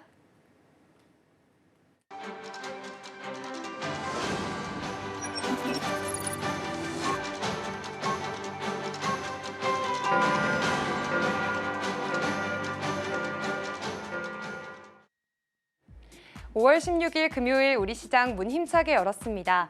간밤 뉴욕 증시는 기술주가 쉬어가면서 혼조세를 보였습니다. 어제 우리 시장도 뚜렷한 호재도 악재도 없는 상황 속에서 양시장 모두 잠시 쉬어가는 흐름을 보여줬는데요. 최근 단기 상승했던 종목들을 위주로 차익 실현 매물이 조금 나오게 되면서 전체적으로는 숨고르기 장세를 보여줬습니다. 그래도 낙폭은 크지 않았습니다. 양시장 모두 0.7% 약보합권에서 머무르는 형태 보였고요. 특히 어제장에서는 환율이 다시 1,400원대 아래로 내려가면서 외국인들의 코스피 시장 매수세는 다소 고무적이었습니다. 그렇다면 오늘 개장 상황도 함께 살펴보도록 하겠습니다. 현재 양시장 모두 상승으로 출발하고 있습니다. 코스피는 0.35% 상승해주면서 2,630선 지나가고 있고요. 코스닥은 현재 하락 전환한 모습으로 0.08% 732선 지나가고 있습니다. 그렇다면 이어서 시총 상위주들의 움직임 체크해 보시죠. 먼저 코스피 시장입니다. 현재 삼성전자와 SK하이닉스 모두 빨간불 켜내고 있습니다. 간밤 뉴욕 증시에서는 엔비디아와 그리고 이 반도체, 필라델피아 반도체 지수가 약세를 보였는데요. 오늘 국내 반도체주들의 흐름은 좋습니다. 삼성전자 0.17%가량 상승해주고 있는 상황인데요. 한편 삼성전자는 K-팝 그룹인 라이즈와 첫 정규 앨범 영상 제작에 참여했다라는 소식 들어와 있습니다. 이 영상 속에서 삼성전자의 최신 기술을 선보이기도 했고요. 이 앞으로도 K컬처와 AI 기술을 결합한 글로벌 협업을 이어갈 예정이라고 합니다. 다음으로 SK하이닉스 살펴보시면 2%대 강한 상승폭 나타내면서 20만 닉스 단단히 지켜나가는 모습입니다. 이 올해 1분기 전체 매출 중에서 미국 비중이 70%를 넘어섰다라는 소식 함께 전해져 왔습니다. 이미 올해 HBM 물량은 완판이 됐고요. 현재는 내년에 대한 물량을 협의 중이라고 합니다. 또 최근에는 이 한미 외환 당국자들이 환율 관련 협상에 대해서 좀 진행을 했었는데 미국은 우리나라 측에 원화 강세를 요구하고 있는 상황입니다. 그렇기 때문에 시장에서는 이 기술과 가격에 대한 경쟁력을 가진 반도체 업계가 조금은 위축되지 않을까 우려를 했었는데 그래도 오늘 시장 안에서 현재 삼성전자는 약세를 보이고 있지만 SK하이닉스는 강세 이어가고 있습니다. 다음으로 삼성바이오로직스 3위로 올라섰습니다. 0.3%가량 상승해 준 모습인데요. 그리고 다음으로 LG에너지솔루션은 오늘 3.58% 낙폭을 더 키워가면서 30만 원 선에서 이탈한 모습도 보여지고 있습니다. 한편 LG에너지솔루션과 GM의 합작사인 얼티엄셀즈가 미국 정부에서 받은 18억 달러의 대출을 7년 정도 앞당겨서 조기 상환했다라는 소식 함께 전해지면서 이로써 재무 자율성과 또 성장 유연성을 확보하게 됐습니다. 다음으로 현대차 오늘 0.31% 소폭 상승해주고 있습니다. 이 어제장에서 현대차가 사우디 국부펀드와 함께 중동의 첫 생산 공장에 착공했다라는 소식 전해드렸는데요. 한편 이 공장이 2026년에 완공될 예정이고 또 연간 5만 대의 차량 생산 계획을 가지고 있다고 합니다. 이어서 살펴보시죠. 네, 다음으로 하나 에어로스페이스 1%가량 상승해준 모습이고요. 83만 1,000원 선에서 거래가 되고 있습니다. 어제 푸틴과 젤렌스키 대통령의 정상회담이 불발되면서 이 휴전에 대한 기대감이 다시 옅어졌습니다. 그러면서 어제 반도체주들도 함께 쉬어가면서 그간 주도주였던 방산주로 매수세가 다시 붙는 모습인데요. 오늘 장에서 2%가량 이제 상승폭을 키워나가는 모습이고요. 삼성전자 우선주 0.5%대 낙폭, KB금융도 0.8%대 낙폭 그리고 있는 모습입니다. 또 HD현대중공업 1%가량 상승해주는 모습입니다. 오늘 H현대중공업은 제이미슨 그리어 미국무역 대표부 대표와 또 비공개 면담을 가질 예정입니다. 이 자리에서 한미 조선업 협력에 대한 논의를 이어갈 예정이라고 하니까요. 이어지는 뉴스도 함께 체크해 보시면 좋겠습니다. 오늘 기아도 현대차의 상승에 힘입어서 0.33% 상승해주는 모습입니다. 이어서 코스닥 시장도 함께 살펴보시죠. 오늘 알테오젠 0.15%대 강보합권 흐름 지나가고 있습니다. 반면 HLB의 경우에는 0.35%가량, 현재 0.5%까지 낙폭을 벌린 모습이고요. 오늘 에코프로 그룹주들도 함께 약세를 나타내고 있습니다. 에코프로 BM 0.62% 하락, 에코프로도 0.77% 낙폭 그리면서 코스닥 시장에서의 2차 전지주들은 오늘은 좀 쉬어가는 흐름 역시나 보여지고 있습니다. 다음으로 레인보우 로보틱스 현재 보합권 흐름 지나가고 있는데요. 30만 1,000원 선에서 거래가 되고 있습니다. 이번 주 내내 좀 잘 갔었던 로봇주였기 때문에 오늘은 조금 쉬어가는 흐름 보여지고 있다는 점 포착해 보실 수 있겠습니다. 이어서 살펴보시죠. 네, 현재 휴젤, 파마리서치 그리고 클래시스 모두 엇갈린 흐름 보여주고 있습니다. 파마리서치 2%가량 상승해주고 있고요. 클래시스 3%대 낙폭 그리고 있습니다. 그리고 펩트로는 하락세, 리가켄바이오는 0.2%대 소폭 상승해주면서 10만 원 선 지나가고 있습니다. 지금까지 시장 상황 전해드렸습니다. 네, 5월 16일 금요일 우리시장 개장했습니다. 지금 양시장은 혼조세인 모습 포착이 되는데요. 코스피가 0.8% 상승하고 있는 반면에 코스닥이 오늘은 좀 더 쉬어갑니다. 0.2% 하락하고 있습니다. 외국인들이 오늘 코스피 시장에서는 지금 시각에서는 그래도 매도이 보이고 있다는 점 확인이 되는데요. 오늘 코스피에서 삼성전자와 SK하이닉스의 흐름도 엇갈리고 있습니다. 오늘은 SK하이닉스가 어제 하락폭을 좀 다소 만회하는 모습인데요. 자세하게 이야기 나눠보겠습니다. 오늘 시장 그래도 좀 지지부진한 흐름이지만 SK하이닉스가 다시 돌아와주고 있는 것 같습니다. 오늘 시장 분위기 어떻게 보고 계실까요? 뭐 일단 어저께 SK하이닉스가 빠진 게 저는 좀 이해가 안 됐었는데 뭐 오늘 올라가 주는 건 좀 당연한 수순이다라고 생각을 해요. 뭐 크게 뭐 이렇게 악재가 아닌데 생각보다 많이 빼서 뭐 의미는 좀 이상하지 않나라는 생각을 했는데 그래도 좀 올라가 주고 있고요. SK하이닉스 같은 경우는 일단은 계속해서 좀 좋은 소식이 나올 수밖에 없습니다. 엔비디아의 실적이 늘어나고 엔비디아에 대해서 결국에는 지금 납품에 대한 이슈가 나오게 된다면 SK하이닉스의 HBM 지금 5세대죠. 5세대의 올해 물량은 이미 다 팔았다라는 얘기가 나올 정도로 강하게 좀 올려 붙여주고 있다라고 생각을 주시면 될 것 같고요.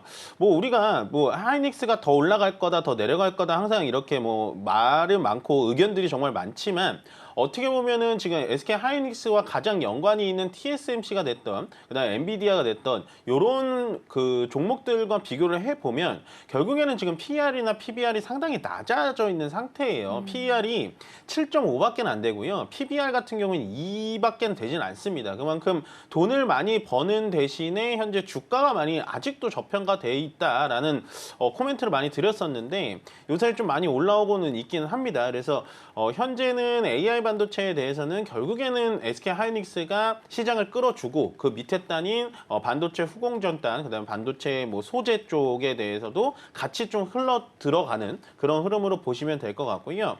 오늘 역시나 좀 관심 종목으로 보는 거는 코스피 200에서 방금 장 전에 말씀드렸지만은 삼양식품이 16%나 올라가고 있다라는 게 네. 상당히 좀 놀랍네요. 뭐 이 정도까지 올라가는 게 맞나 싶을 정도로 굉장히 많이 올라갔는데 뭐 계속 말씀드리지만 삼양식품 같은 경우는 지금은 보유자의 영역이라고 보여집니다. 오늘 갭상승해서 올라갔다라는 건 크게 이렇게 좋아 보이는 모멘텀은 아니고요. 참 특이한 게 이 삼양식품의 불닭 소스를 만드는 회사가 S&D라는 회사인데요. 이 S&D라는 회사는 지금 또 반면에 떨어지고 있습니다. 밑꼬리가 나오면서 다시 좀 올려 붙여주고 있기는 한데 한 4%가량 떨어지고 있다는 게 삼양식품은 올라가는데 이건 좀 떨어지네 라는 모습을 보시면 될 것 같고 삼양식품이 올라가니까 농심도 2분기 실적이 괜찮게 나왔다라는 얘기가 나오면서 7%가량 같이 올라가주는 흐름 체크를 해주시면 될 것 같고 나머지는 코스피 200에서 오늘 특별하게 뭐 지금 올라와 주는 건 없는 것 같고요. 뭐 두산에너빌리티 역시나 3만 원대를 넘어가면은 매물대가 뚫리는 거니까 추가 상승이 나올 거다라고 말씀을 드렸는데 추가적인 원전 상승세가 계속해서 나오고 있습니다. 이제는 고가 영역이다. 여기서부터는 트레이딩 영역이니까요. 여러분들 체크를 해주시면 될 것 같고 수급은 현재 금요일이다 보니까 전체적인 수급이 어떠한 계좌에서 많이 들어온다라는 표현을 해드리긴 쉽진 않습니다. 현재 외국인이 100억, 200억 정도 순매수세가 들어오고 있고요. 코스닥 쪽에서는 외국인들의 매도가 진행되고 있고 다행인 건 선물에서는 1,700계약 정도 외국인들이 들어오고 있으니까 오늘 지수는 더 이상 떨어지지 않고 아마도 후반 가면은 어느 정도 조금 더 올려붙여주는 그런 흐름으로 조심스럽게 예상해 보도록 하겠습니다. 네, 지금 시장에 대한 전반적인 이야기도 잘 짚어주셨는데 지금 SK하이닉스가 그래도 저평가되어 있다라는 의견들이 많기 때문에 이 점은 너무 불안해하지 않고 좀 긍정적으로 봐도 괜찮을 것 같다라는 생각을 해봅니다. 식품 쪽으로도 체크를 해주셨습니다. 시장 브리핑에서도 잠시 짚어는 드렸지만 현대차 이야기 한번 해보려고 합니다. 이 연간 5만 대 사우디의 첫 생산 거점을 구축한다라는 이야기가 나왔습니다.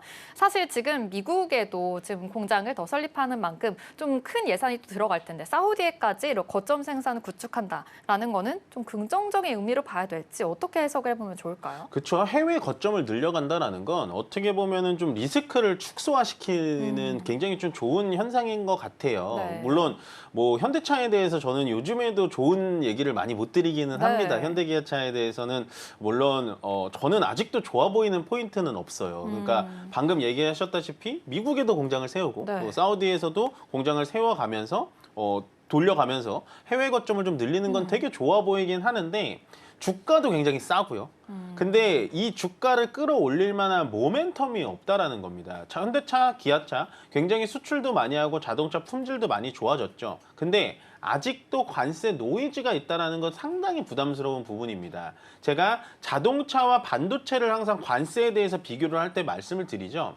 자동차 같은 경우는요. 일단은 미국에서도 제가 자동차의 전문 애널리스트는 아닙니다만 미국에서도 자동차 핸들부터 바퀴까지 다 만들 수 있어요. 거기다가 테슬라라는 그 자동차 회사가 있기 때문에 우리나라가 현대기아차가 전기차에 대해서 어떻게 미국에다가 좀 해보겠다라는 거는 현지 공장을 차리긴 했습니다만 크게 좀 이렇게 임팩트로 다가오진 않는다라고 생각을 해주시면 될 것 같고 반면에 반도체 같은 경우는 좀 다르다라고 말씀드렸죠. 똑같이 관세를 매기더라도요. 반도체는 우리나라에 지금 HBM이 없으면 엔비디아의 GPU를 만들 수가 없습니다. 그렇기 때문에 자동차 같은 부분은 미국에서 자립이 가능하고 반도체 같은 경우에는 미국에서 자립이 불가능하기 때문에 저는 뭐 자동차에 대해서 지금도 싼 부분에 대해서 좀 들어가자라고 하지만 지금 같은 분위기에서는 아직도 좀 보수적이게 바라보는 관점입니다.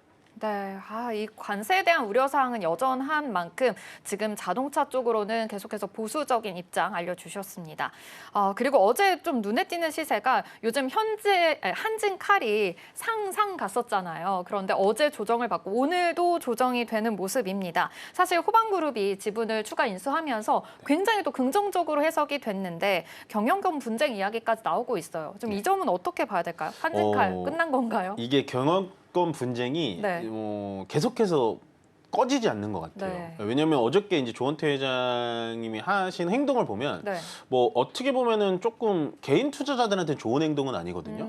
자사주 소각을 하면은 개인 투자자들한테 좋은데 네. 그 자사주를 의결권이 없는 자사주를 팔아서 자기 재단에다가 그 지분을 이동을 해서 자기 지분을 늘려놓은 거예요. 네. 그렇다라는 건 개인 투자자들한테는 솔직히 우호적인 행동을 한 건 아니죠. 그리고 근데 제가 보고 싶은 포인트는 뭐냐? 호반 건설이 이런 식으로 지분을 확대하다 보니까 현재 한진칼의 원래 일대 주주였던 조원태 회장님도 지분을 좀 늘려가면서 이 호반 건설이 들어온다라는 게 상당히 신경이 쓰이는구나라고 판단을 해주시면 될 것 같고, 이렇게 된다면 예전에 저희 고려아연 사태 있죠. 네. 지분 구조 때문에 MBK 파트너스랑 많이 연관이 있었던 고려아연 때처럼 지분 경쟁 구조가 일어나게 된다면 오히려 한진칼 같은 경우에는 추가 상승이 좀 나오지 않을까라는 생각을 합니다. 물론 현재 상태에서 주가가 어떻게 될 거냐 단기간에 예측하기는 굉장히 어렵습니다. 다만 조원태 회장이 어저께 자사주를 매각을 했다라는 그런 행동 자체는요, 결국에는 지금 호반건설이 지분을 늘려놨다는 걸 상당히 부담스러워하고 있는 그런 제스처다라고 보여주시면 될 것 같고, 현재는 제가 봤을 땐 캐스팅 보트를 갖고 있는 거는 뭐 델타항공 지분은 당연히 조원태 회장의 우호 지분이고요, 산업은행의 지분이기 때문에 앞으로의 이 산업은행의 지분에 대해서 좀 움직임을 봐야 될 것 같고, 만약에 호반건설이 공개 매수라든지 뭐 이런 걸 진행하게 된다면 한진칼은 충분히 추가적인 상승 여력은 보여진다. 아직 이 경영권 지분 구조에 대한 불씨는 꺼지지 않았다라고 정리해드리고 싶습니다. 계속 관망세로 조금 지켜봐야 될 것 같다라는 한진칼의 이야기까지 해주셨습니다. 그래도 코스피가 오늘 상승불 켜주고 있고요. 코스닥은 좀 다른 흐름이긴 하지만 장 막판까지 투자 포인트 잘 세워보시면 좋을 것 같습니다. 스탁 포인트는 여기서 마무리하도록 할게요. SCB 이민 전문가와 함께했습니다. 고맙습니다. 네, 고맙습니다.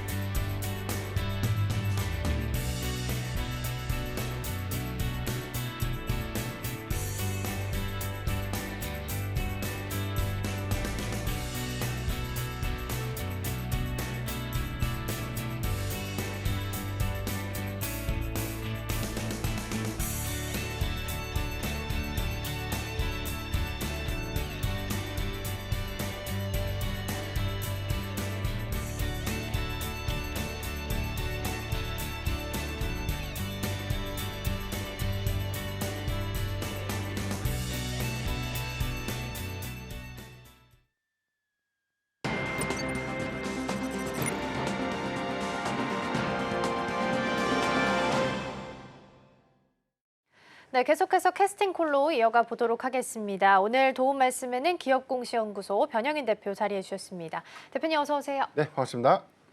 네, 최근 코스피가 이제 4월 들어서 좀 독특한 패턴이 나타납니다. 3일 오르면 하루 쉬는 양상이 이어지는데 이틀 연속은 나오지 않고 있습니다. 오늘 코스피가 0.43% 상승불 켜져 있는 상황이고요. 코스닥은 약간 엇갈리면서 갑니다. 선물은 일단 플러스, 현물 쪽도 플러스긴 한데 전반적인 개장 분위기 이 정도면 괜찮다 평가할 수 있을까요? 네, 대체적으로는 어제부터 코스피가 일부 수급의 정체를 좀 보이고 있었는데 그동안 한 2거래일 내지 3거래일 정도 좀 강한 흐름들을 좀 보여줬었고, 외인의 어떤 매수세도 상당한 어떤 지수 상승을 주도하는 어떤 영향으로 좀 작용을 했는데, 가장 큰 원인은 어제 뭐 미국 증시에서도 확인됐던 혼조 양상들, 이 부분은 16일이죠. 오늘 밤 미국 증시 안에서는 이제 옵션 만기일입니다. 이 부분에 관련된 일부 종목에 관련된 특히 빅테크 종목들을 좀 중심으로 한 리밸런싱이 한 2거래일 정도 이어졌다라고 좀 보면 좋을 것 같고, 이런 영향들이 어제 코스피 지수까지 상당한 어떤 영향으로 좀 이어졌는데, 오늘 선별적으로는 코스피가 상대적으로 코스닥보다 좀 강한 흐름을 좀 보여주고 있는 원인들은 옵션 만기 관련된 일부 매물 부담을 완화시키는 그런 구간이 좀 되고 있지 않나라고 좀 볼 수가 있겠습니다. 외인의 수급 정체 부분들이 한 5거래일, 6거래일에서 계속 좀 개선되고 있는 모습들을 좀 보여주고 있어요. 다만 큰 폭의 매수세가 유입되고 있는 흐름들, 코스피 기준에서 좀 말씀드리고 있는데, 일단 큰 폭의 어떤 매수세가 유입되고 있는 흐름들은 좀 아니지만 대체적으로 어떤 방향성은 외인의 어떤 매수세가 점진적으로 좀 더 개선되고 있는 그런 긍정적인 시그널들을 좀 보여주고 있고, 특히나 4월 CPI 그리고 PPI 지수가 시장의 전망치를 하회했다는 점, CPI의 경우에는 뭐 4년 만에 최저치, PPI가 5년 만에 최저치를 좀 기록했다는 점. 이게 뭐 4월달에 관세 부과 이후에 뭐 발표되던 첫 물가지표라는 점에서 상징적인 의미가 있는데 일단 뭐 중요한 것은 상당한 어떤 관세 부과가 현재 유예가 됐던 부분들이기 때문에 이런 부분들이 실질적인 어떤 인플레이션의 부담으로 좀 작용했던 영향은 제한적이었던 평가가 있었던 만큼 한 6월과 7월 초까지는 이런 기조가 좀 더 이어질 수 있는 그런 부분들을 좀 주시를 해봐야 될 것 같고요.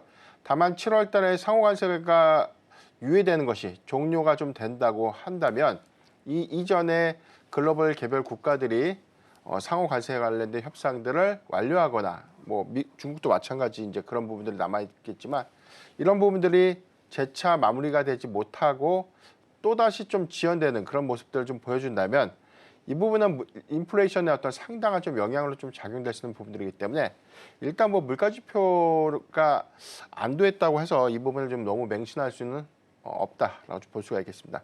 만약에 좀 명확한 물가지표에 관련된 개선세 내지는 관세 리스크가 좀 완화되는 흐름들을 보여준다면 금리 인하 관련된 기대감들이 재차 좀 높아질 수 있는 부분들이기 때문에 이런 부분들은 대형주 중심의 수급을 단기적으로 좀 이끌 수 있는 어떤 긍정적인 기대 요인들이 될 수 있다는 점도 참고하면 좋을 것 같습니다.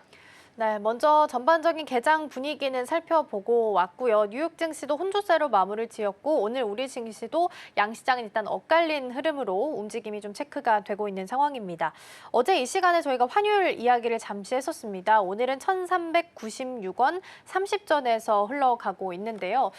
대표님 어제 저희가 원화 절상 압력에 대해서 이 시간에 이야기를 좀 하긴 했었거든요. 일단 환율을 의도적으로 좀 내려오고 있는 상황인 거라서 수급이 자연스럽게 외국인들이 좀 들어오게 될지는 조금 더 체크가 필요해 보이긴 하지만 오늘도 1,300원대로 내려오면서 371억 원 정도 지금 매수 우위가 찍혀 있는 상황입니다. 그러면 환율에 대해서는 일단 베팅을 한다면 원화 강세 쪽으로 하는 게 맞는 건가요? 네, 점진적으로는 원화 강세 기조로 보는 것이 맞습니다. 일단 신흥국 시장에서에 대한 통화 정책들에 대한 기조 변을 봐야 되는데 일단 대만 앞의 강세 기조가 국내 이 원화 강세 기조보다는 조금 더 강한 흐름들을 좀 보여주고 있고 아시아권에서 큰 폭의 좀 차이점이 부각되고 있는 모습들은 좀 아니지만 점진적으로 달러의 약세 기조들은 인플레이션에 관련된 우려감들 완화, 특히나 관세 리스크가 완화되고 난 이후에 금리 인하 시그널들이 명확하게 좀 제시를 해준다면 환율의 경우에는 원화 강세 기조로 좀 선회될 수밖에 없는 그런 긍정적인 기대 요인들이 될 수가 있겠고 지금 변공 요소를 보면 1,390원대를 하회하고 있지는 못하고 있습니다. 최근에 오늘까지 한 4거래일 정도 환율이 좀 하락하고 있지만 최근에 하락 기조와는 좀 다르게 한 번 상승했다고 보면 한 12.9원, 뭐 17원 이전 뭐 이렇게 뭐 상승폭이 좀 크게 좀 반영되는 그런 부분들이기 때문에 명확하게는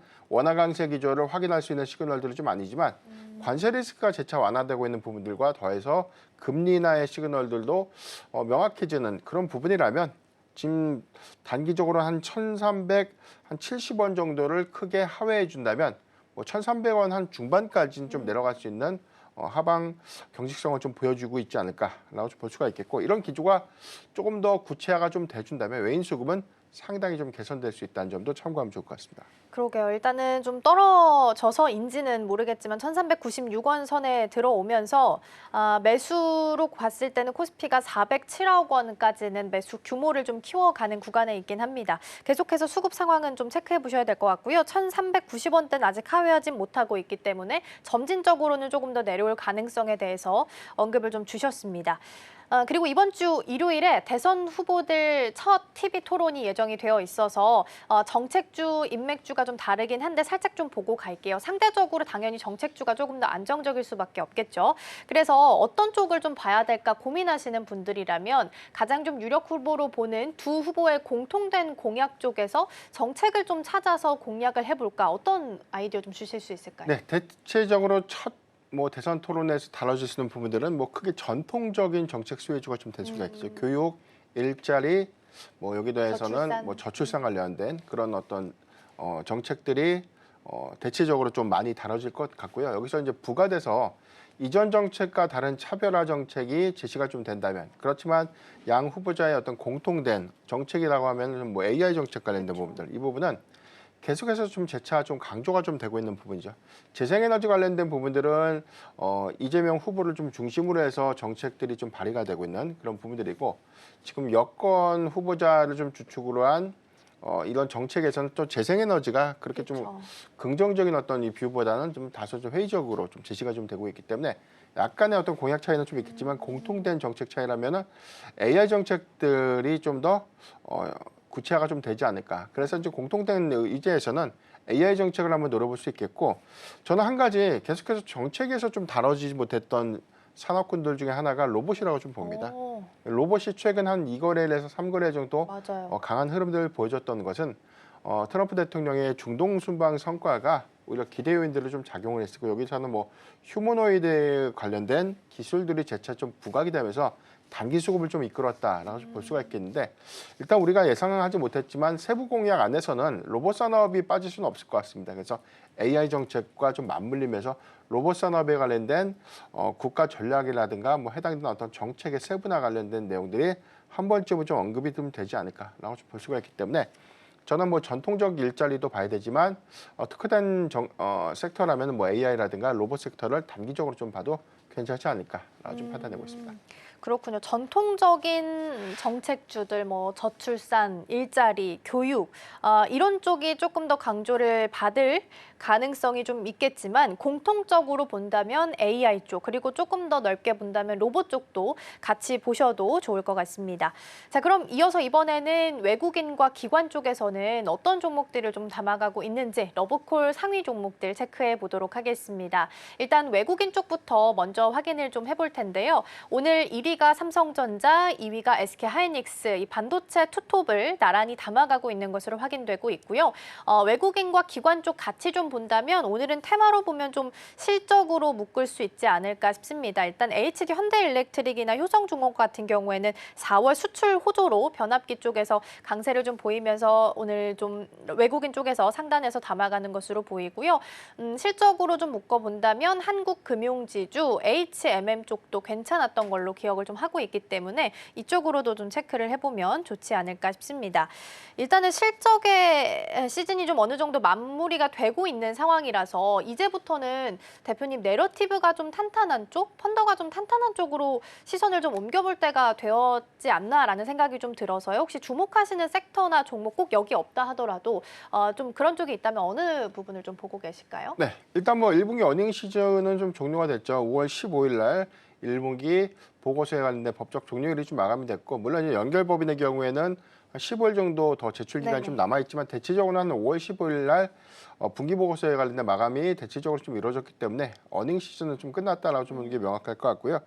이렇다면은 뭐 전통적으로는 1분기 보고서 제출 이후에 당분간 주가의 어떤 흐름들 좀 소강 상태에 좀 이루어진 그런 경향들 좀 있었습니다. 다만 전통적으로 1분기 보고서가 끝나고 난 이후라면 신규 자금 조달 관련된 내용들, 특히나 신사업이라든가 타법인 주식을 좀 취득하는 어떤 신규 사업 정책들 내지는 M&A 관련된 이슈들이 재차 좀 부각이 되면서 개별 수급을 좀 이끌었던 그런 경향들이 있었는데, 이번에는 좀 특수한 경향들이 6월 초까지 이어질 수 있는 대선 전국이기 때문에 당분간 대선에 관련된 정책 기대감들이 순환매 안에서 재차 시세를 좀 연속성으로 좀 가져갈 수 있지 않을까라고 볼 수 있겠고, 정확하게 이제 뭐 6월 초 대선이 좀 종료되는 시점이라면 이제부터는 선별적으로 좀 봐야 되는 부분들이, 저는 대형주 중심의 어떤 수급 전환을 재차 좀 봐야 되지 않을까. 현재는 대형주 장세에서 중소형주 장세로 좀 이관됐던 흐름들이 향후에 대선 종료 이후에 차익 매물이 좀 강하게 좀 반영이 되는 그런 구간들은 점진적으로 다시 중소형주 장세에서 대형주 장세에 좀 이전될 수 있기 때문에 역시나 성장주가 좀 대안이 될 수 있겠고, 이 부분은 1분기 실적에서 힌트를 얻었던 2분기의 실적 연속성을 좀 가져가는 뭐 조선방산이라든가 반도체, 그다음에 뭐 일부 식품주 같은 그런 호실적을 좀 냈던 기업들, 또는 피부, 미용, 의료기기 관련 종목들의 경우에는 오히려 실적에 관련된 어떤 성장 기대감들이 재차 좀 남아있기 때문에 이런 부분들은 관심 있게 좀 봐야 되지 않을까라고 좀 판단되고 있고요.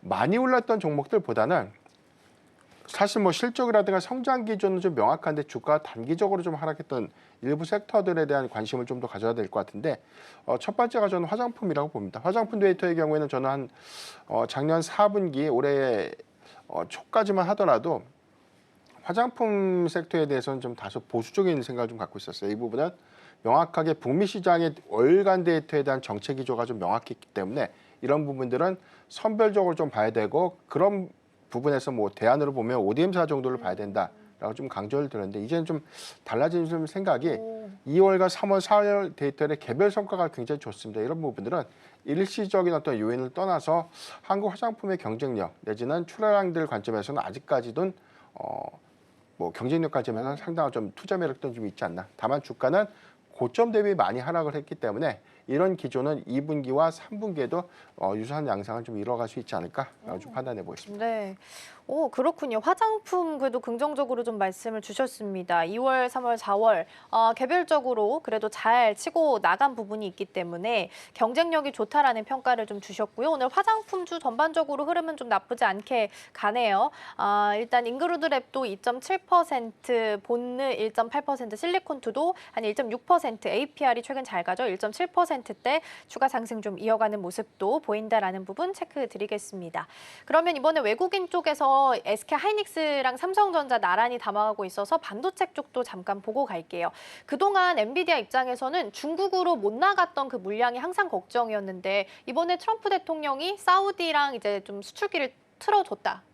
좀 새로운 길을 루트를 만들어줬다라고 볼 수 있을 것 같거든요. 그러면 엔비디아랑 좀 더 연관성이 깊은 게 SK하이닉스니까 둘을 그냥 좀 비교를 한다라고 한다면 SK하이닉스가 상대적으로 좀 더 가능성이 높다. 상승할 여력이 조금 더 남아있다라고 봐야 될까요? 오늘 주가 흐름도 완벽하게 좀 엇갈리면서 가네요.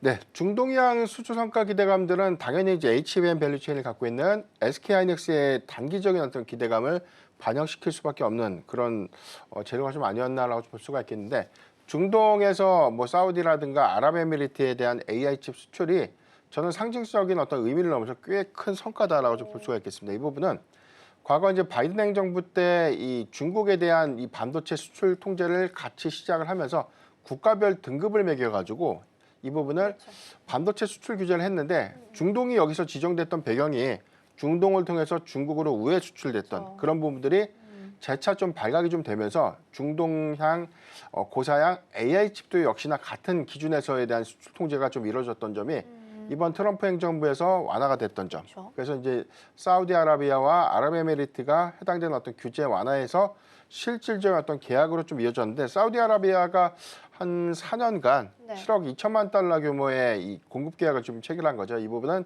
GB300 울트라 블랙의 울트라 칩으로 좀 추정되고 있기 때문에 연간 공급량에 대한 추이를 좀 감안했을 때 상당한 공급이 이루어지지 않을까라고 볼 수가 있겠고 아직 아랍에미리트에 관련된 순방 일정들이 좀 시작되지는 않았지만 뭐 순방도 시작되기 전에 나왔던 내용들이 향후 10년간 50만 개의 AI 칩을 공급할 수 있는 해당되는 규제 요건들을 완화를 시사했다는 관점에서 보면 지금 굉장히 좀 큰 수치가 중동을 통해서 유입될 수 있다는 부분들이 엔비디아의 좀 기대감이 될 수 있겠고 이 부분 역시나 중국에 대한 반도체 수출 규제에 관련된 타격이 불가피했던 엔비디아가 새로운 어떤 공급망을 확보함에 따른 이익 개선 내지는 성장 모멘텀을 다시 한번 좀 확인할 수 있는 어떤 계기이기 때문에 HBM 밸류체인을 좀 갖고 있는 SK하이닉스를 좀 주축으로 한 그런 소부장주 종목들의 점진적인 좀 낙수 효과로 좀 이어질 수 있지 않을까.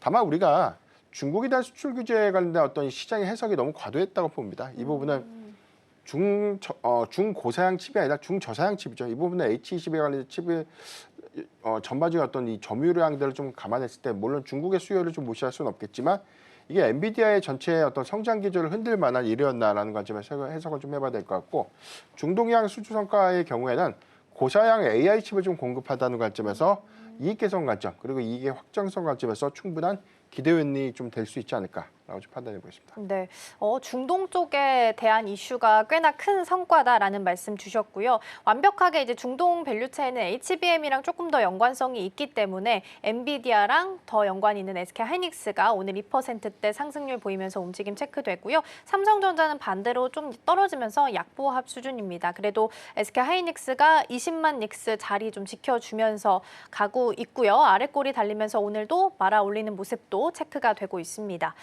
테마 넘어가기 전에 대표님 오늘 어제 있었던 이슈 중에 하나가 그 새 은행 설립한다라는 이슈가 하나 있었거든요. 그래서 이제 오늘 리드코프가 상한가에 현재 묶여 있어서 이거 잠깐만 보고 가겠습니다. 어제 내용을 좀 보면 취약계층이나 소상공인을 위한 전문 은행을 설립한다라는 공약이 좀 있었습니다. 근데 이제 금융당국도 추가적으로 이제 제사 인터넷 전문 은행을 추진하고 있었던 상황이기 때문에 이번 공약이 실현될 가능성이 좀 높은 상황입니다. 그때 언급됐던 게 소소뱅크고 가장 최대 주주가 리드코프라서 오늘 리드코프가 상한가에 현재 머물러 있는 것으로 보이거든요. 일단 인가에도 탄력이 붙을 전망이라서 은행주 전반적으로 좀 주가에 영향을 좀 줄 수 있는 이슈인 건가요?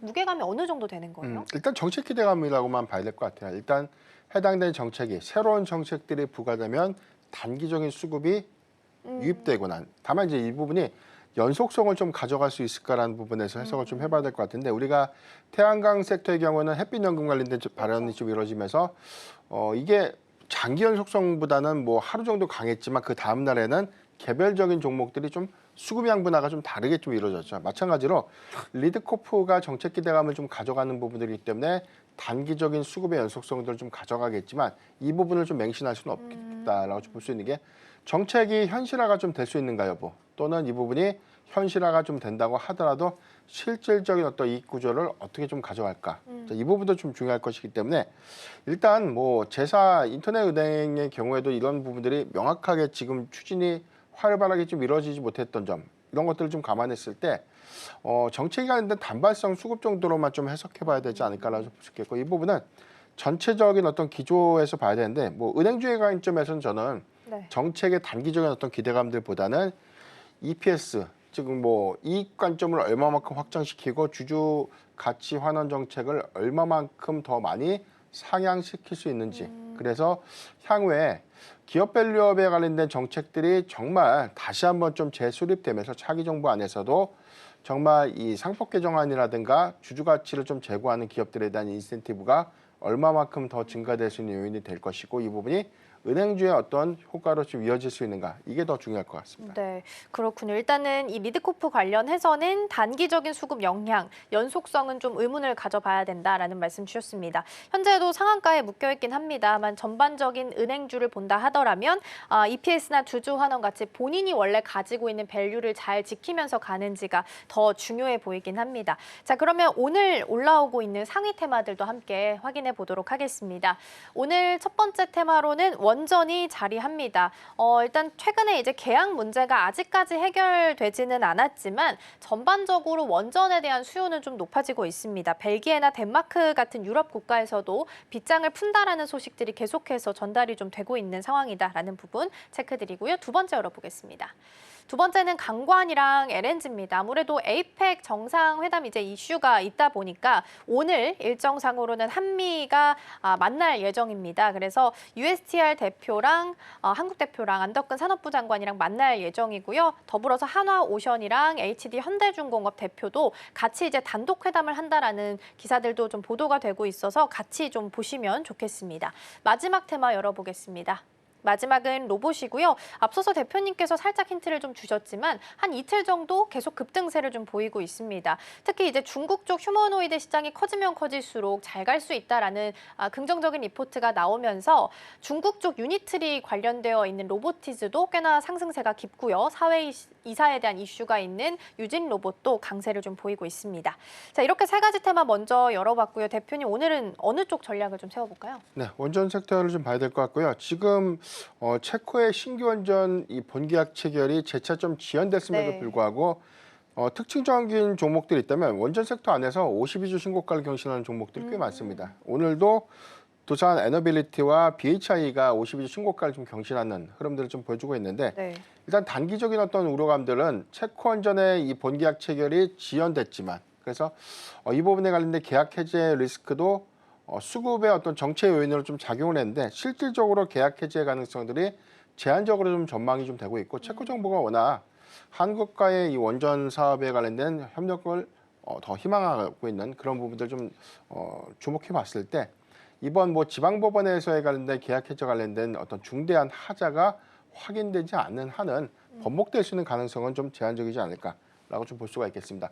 어제 블룸버그 통신에서 발표된 내용들이 있는데 글로벌 기후변화 그리고 여기에 대해서 AI 데이터 센터의 확산 기조, 이 기조가 전력 수요의 어떤 급증으로 좀 이어지면서 이 부분은 전 세계적으로 원전 수요의 어떤 증가세가 이어지겠다라고 좀 전망을 했는데 여기서 한국이 글로벌 원전 수출 시장에서 유력한 대안으로 부상되고 있다라고 좀 언급을 했습니다. 이 기조 때문에 오늘도 기대감이 일부 좀 반영되고 있는데 최근에 이 트럼프 행정부에서 2050년도까지 미국의 현재 원전 비중을 현재보다 4배 정도 증가시키는 행정명령을 준비하고 있다라고 좀 발표를 했었고요.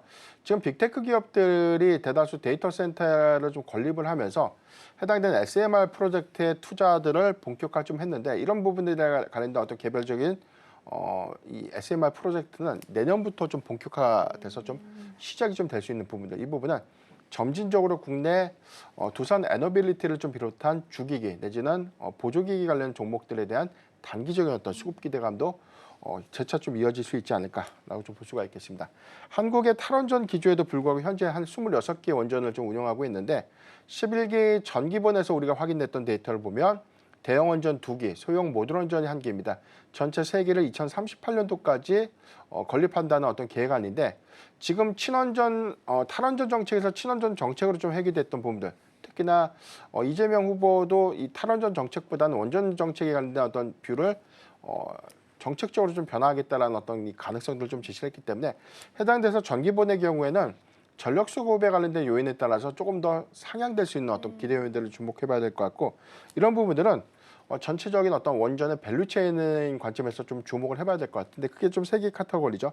설계 부분과 건설과 시공 부분 그리고 운영 부분 관련해서 세 개 부분에서 각각의 기술 강점을 갖고 있는 종목들, 대체적으로 뭐 현대건설이라든가 한전기술, 두산 에너빌리티, 그리고 삼성물산과 한전 KPS 같은 그런 종목들이 수주가 가시화되는 부분들이 가장 큰 실적 수혜로 좀 이어질 수 있는 부분들이기 때문에 중장기 관점에서 해당되는 종목도 같이 봐야 되지 않을까 좀 표현드리겠습니다. 네, 그렇죠. 이제 AI 수요가 높아지면 전력원이 필요할 텐데 현재 이 상황에서는 가장 현실적인 대응 방안 중에 하나가 또 원전이기 때문에 우리나라 국내 입장에서는 본계약 과 관련된 노이즈가 좀 끼면서 지연이 되긴 했지만 여전히 수요에 대해서는 탄탄하다라는 말씀 주셨습니다. 두산에너도 지금 보니까 5일선 타고 예쁘게 올라갑니다. 오늘도 최고가 33,000원 찍고 3%대 강세 보이고 있다는 부분도 함께 챙겨드리겠습니다. 개장 분위기 잘 살펴봤고요. 대표님과는 여기서 인사 나누겠습니다. 오늘 말씀 고맙습니다.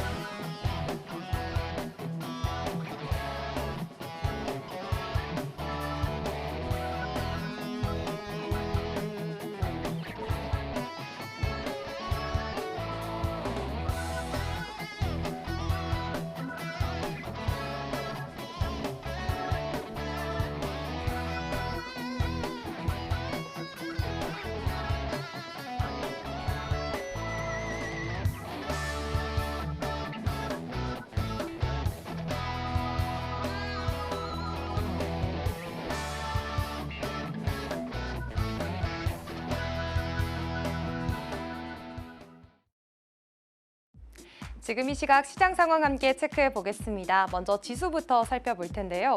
간밤 뉴욕 증시는 혼조세로 장을 마감했습니다. 우리 시장도 오늘 장 초반부터 엇갈리는 장세를 보여줬었는데 현재도 그 흐름 유지되고 있는 모습입니다. 코스피는 0.22% 상승해주면서 2627선 지나가고 있고요. 코스닥의 경우에는 0.9%까지 낙폭을 벌리면서 726선 지나가고 있습니다. 그렇다면 수급 상황 함께 체크해 보겠습니다. 먼저 코스피 시장입니다. 네, 오늘 코스피 시장에서 외국인들의 매수세가 들어오고 있는 모습은 꽤나 고무적인 모습입니다. 또 이 외국인은 441억 원 사들이고 있는 모습이고요. 개인과 기관은 함께 물량을 출회하고 있는 모습 보여지고 있습니다. 개인은 332억 원, 그리고 기관은 소폭이지만 6억 원 가까이 물량 던지고 있는 모습 포착해 볼 수 있겠고요. 다음으로 이어서 코스닥 시장도 함께 살펴보겠습니다. 코스닥 시장에서는 현재 개인만 사자세 외치고 있습니다. 851억 원 사들이고 있고 외국인과 기관은 코스닥 시장 안에서는 물량을 던지고 있는 모습 포착되고 있습니다. 외국인 670억 원 가까이, 기관도 180억 원 넘게 물량 팔아치우고 있고요. 이어서 업종별 등락률도 함께 체크해 보겠습니다. 먼저 코스피에서 상승하는 업종입니다. 네, 현재 코스피에서는 음식료품이 3.6%로 강한 모습 보여주고 있습니다. 아무래도 삼양식품이 어제 애프터마켓에서 황제주에 등극한 이후에 오늘 정규장에서도 꽤나 강력한 시세를 분출해내고 있는 중인데요. 덩달아서 농심도 함께 이 상승 탄력 받아가면서 오늘 음식료품 쪽에서는 좀 강한 매수세 보여지고 있습니다. 또 건설업도 2.42%로 강한 모습이고요. 기계, 전기가스업, 운수 장비까지 오늘 코스피 시장은 좋은 흐름 이어지고 있습니다. 그렇다면 이어서 하락하는 업종들도 함께 체크해 보시죠. 현재 코스피에서 종이목재 쪽 1.3%가량 하락세가 좀 두드러지고 있고요. 뒤를 이어서 비금속 광물이나 화학처럼 이런 업종들도 함께 좀 매도세가 보여지고 있다는 점 체크해 볼 수가 있겠습니다. 그렇다면 이어서 코스닥 시장 상승하는 업종들 확인해 보겠습니다. 네, 현재 코스닥은 전반적인 좀 하락 장세 속에서 운송 쪽이 0.7%로 그래도 빨간불 켜내고 있고요. 건설 0.5%, 유통 아주 소폭이지만 현재 상승세 보여주고 있습니다. 또 유통 쪽에서는 리드코프가 현재 상한가를 이끌면서 업종을 이끄는 모습도 포착해 보실 수가 있겠고요. 이어서 하락하는 업종도 체크해 보겠습니다. 네, 오늘 하락하는 업종 의료 정밀기기 2.17%로 약한 모습입니다. 화학도 1.7%로 좀 빠져나가는 모습이고요. 금융 소폭이지만 0.9% 하락세 보여지고 있습니다. 그리고 현재장에는 없지만 어제 좋은 흐름을 보여줬었던 오락 문화 쪽도 좀 빠지고 있습니다. 특히나 JYP 엔터를 비롯해서 여러 엔터주들 빠지고 있기 때문에 이 점도 함께 체크해 보시면 좋겠습니다. 이어서 거래대금 상위 종목들 함께 체크해 볼 텐데요. 먼저 코스피 시장 살펴보시죠. 코스피 거래대금 상위 종목 1위로는 현재 삼성전자 위치해 있습니다. 그리고 SK하이닉스도 함께 포착이 되면서 거래대금 상위단에서 반도체 투탑 나란히 위치해 있는데요. 하지만 삼성전자는 현재 0.44%로 좀 빠지는 모습 보이고 있고요. SK하이닉스의 경우에는 3% 가까이 그래도 20만 닉스 단단하게 계속해서 지켜나가는 모습입니다. SK하이닉스의 경우에는 간밤 엔비디아가 조금 빠지기는 했습니다만 그래도 오늘 장안에서 강한 시세 보여주고 있다는 점 체크해 볼 수 있겠고요. 두산 에너빌리티 2위에 위치해 있습니다. 3.7%가량 상승폭 확대해 나가면서 33,000원 선에서 거래가 되고 있습니다.